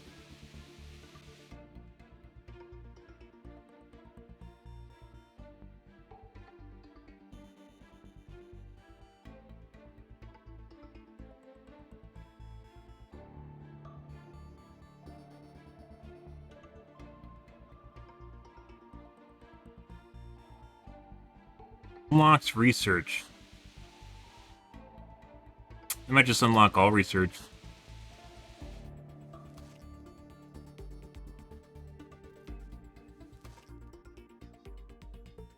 I shouldn't have to go through this stuff to make it work. It should just work. And now you have to find the super secret file on the Discord because the guy that's talking about it doesn't actually link the file.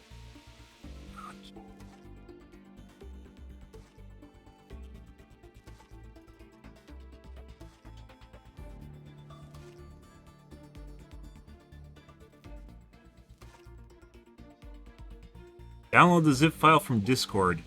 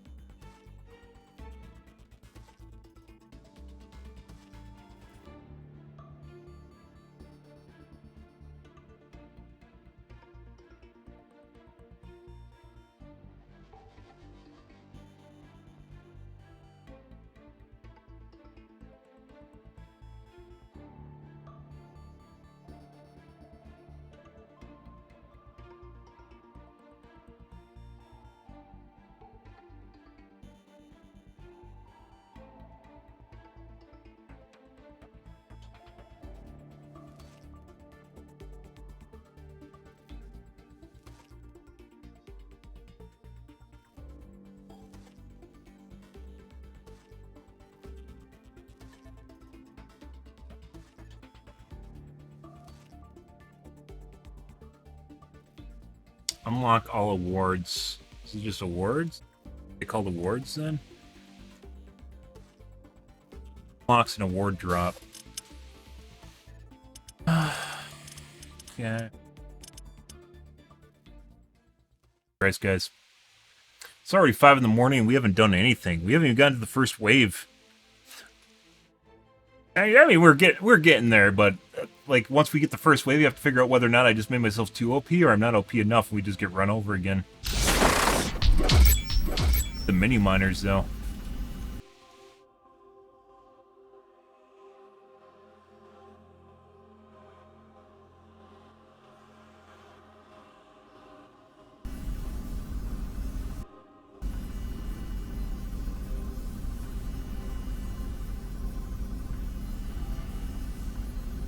Okay.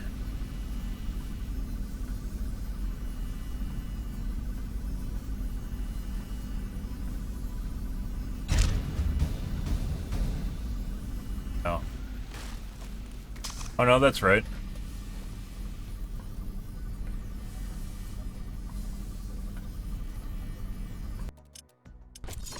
Research completed.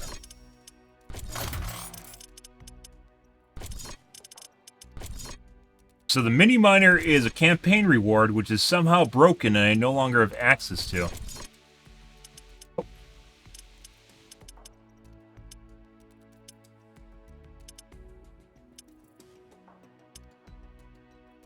And still not here.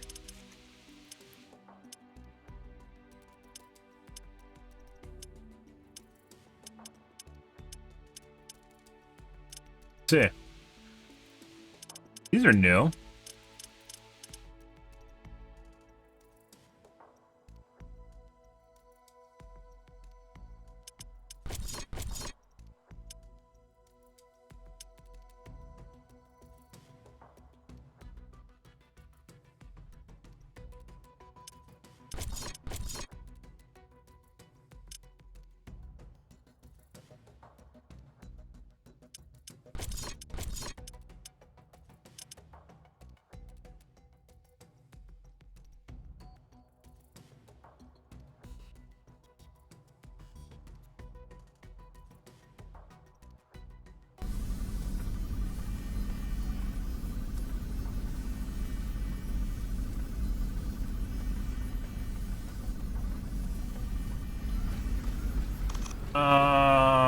Fuck.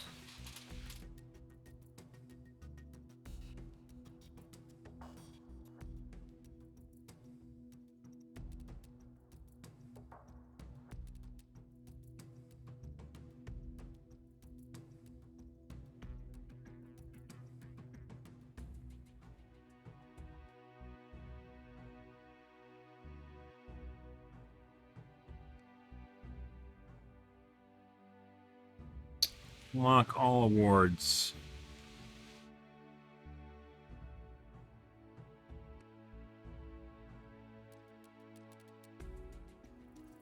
I need to download a file through the Discord to unlock the stuff that was broken in the campaign. Okay.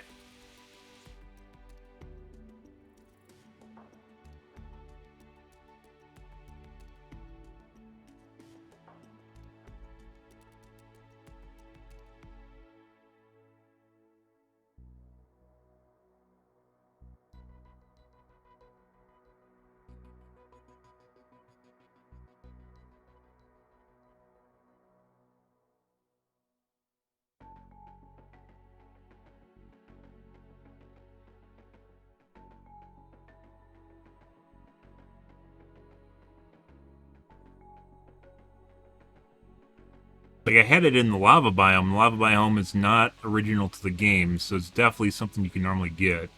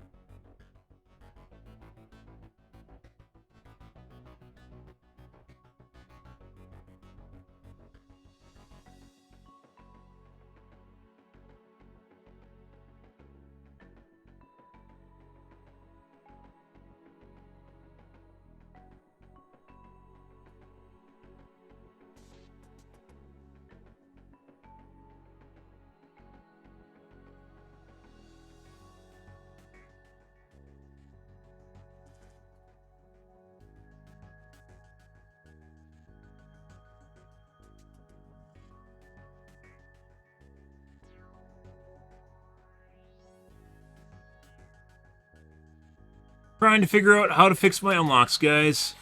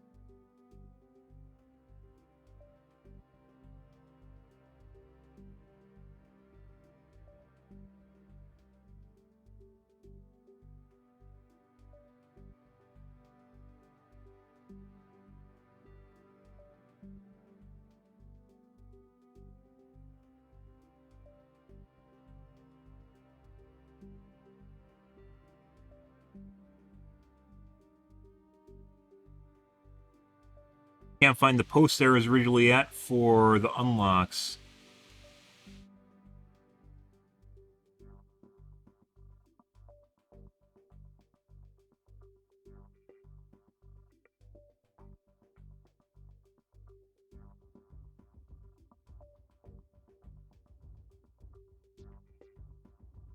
This actually matters a lot for doing high percentage runs.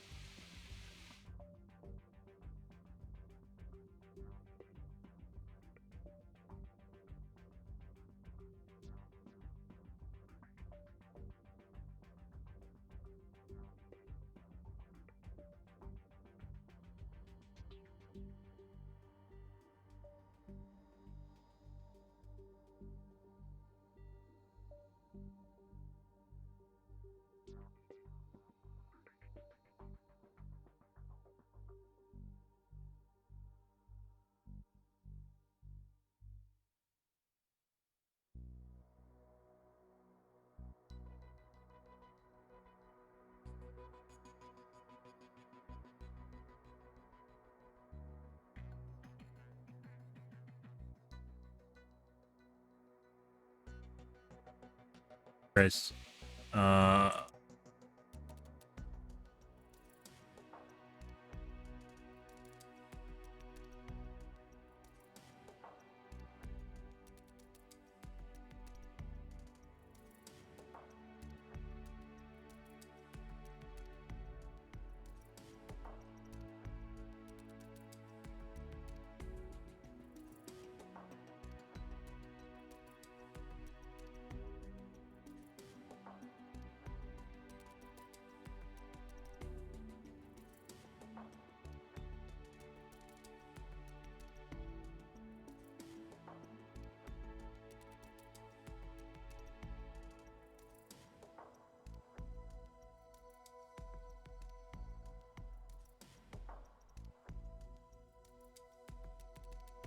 Oh, Jesus.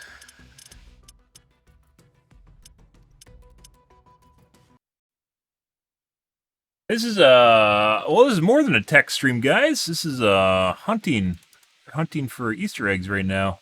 How to fix a game.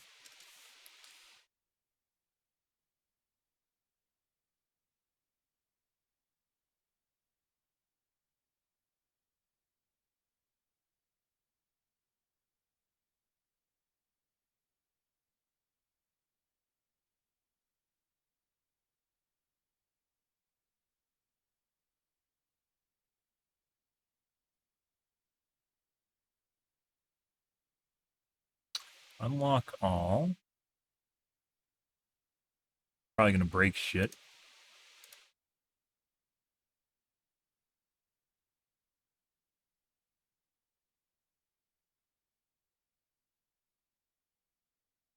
Apps, common, Riftbreaker, mods.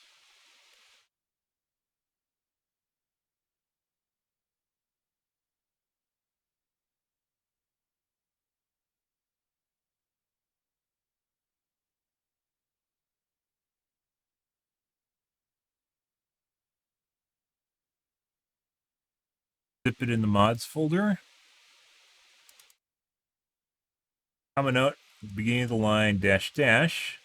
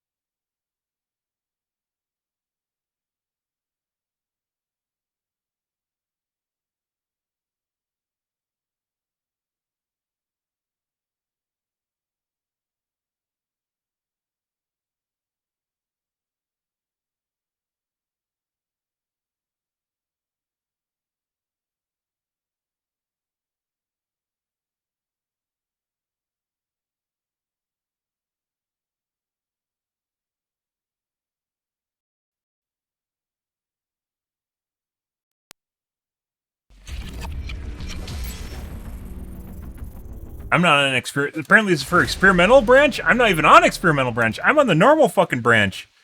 And I'm missing the shit that I'm supposed to have in the game that I already unlocked by playing through the campaign. What the fuck is this shit? In addition to my campaign being broken. Unbelievable.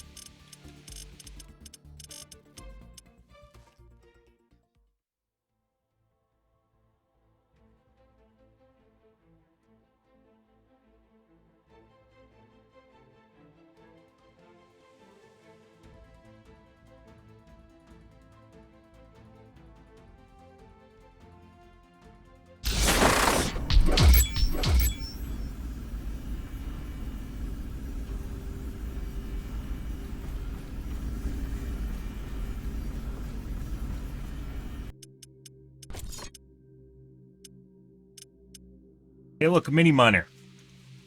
Holy fucking shit. Holy shit, guys. Holy fucking shit. Thing that you really fucking need. Jesus. Lightning sentry is very useful too.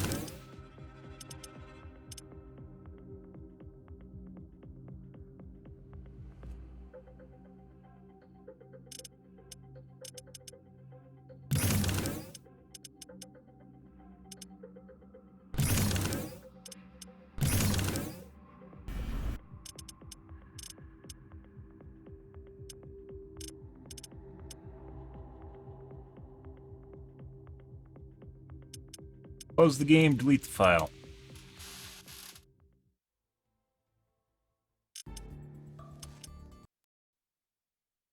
It'll remain unlocked. You think they're going to remain unlocked? This is making my head hurt. It's making my head hurt. This isn't supposed to be a thing that I'm supposed to be doing.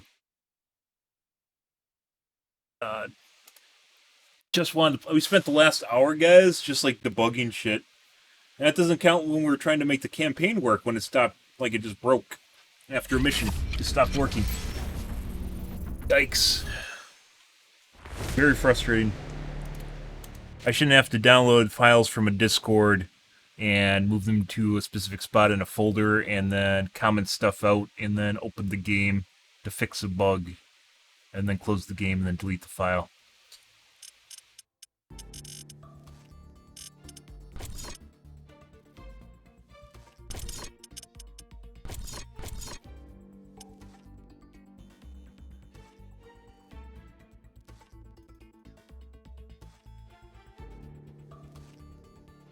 I just fucking corrupted it.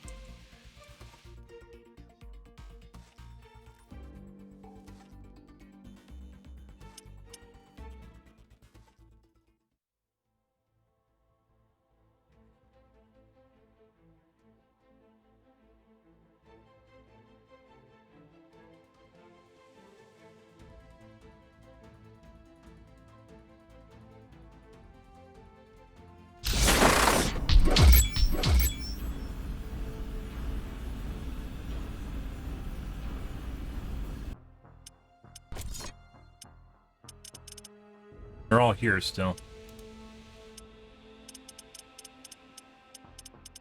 Solo decoy actually seems really OP. 2000 HP is pretty strong.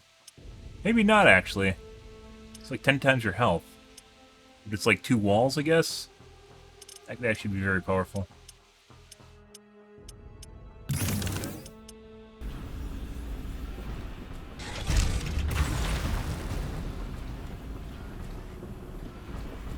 Hot, too. Research Alright, completed. well, we're at where we're at now, so...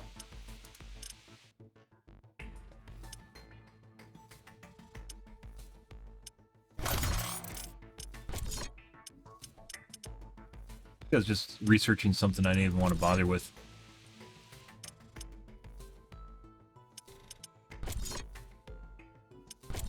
Okay, well, trial and error, guys. A little bit of pain. Alright, we're going to call things here for tonight. I thought we were just going to start playing and nope. Okay, we're going to call things here tonight, guys. I'm out here for the evening. Just spent a fucking hour...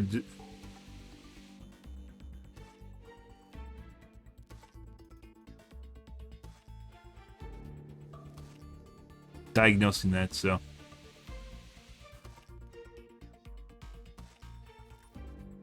Ready.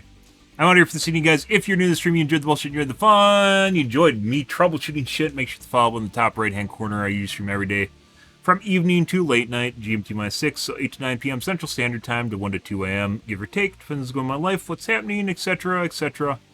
I'm out here for this evening, guys. Yeah. Tomorrow, guys, hopefully we'll actually be playing games, since it seems like we're figuring most of the stuff out, and then when I figured out my mini miner was missing, that was a problem, so, yeah. Because you really depend on that for specialty resources in the middle of nowhere when you're on hard difficulties, because everything's going to explode. The moment those waves spawn, everything explodes on the map.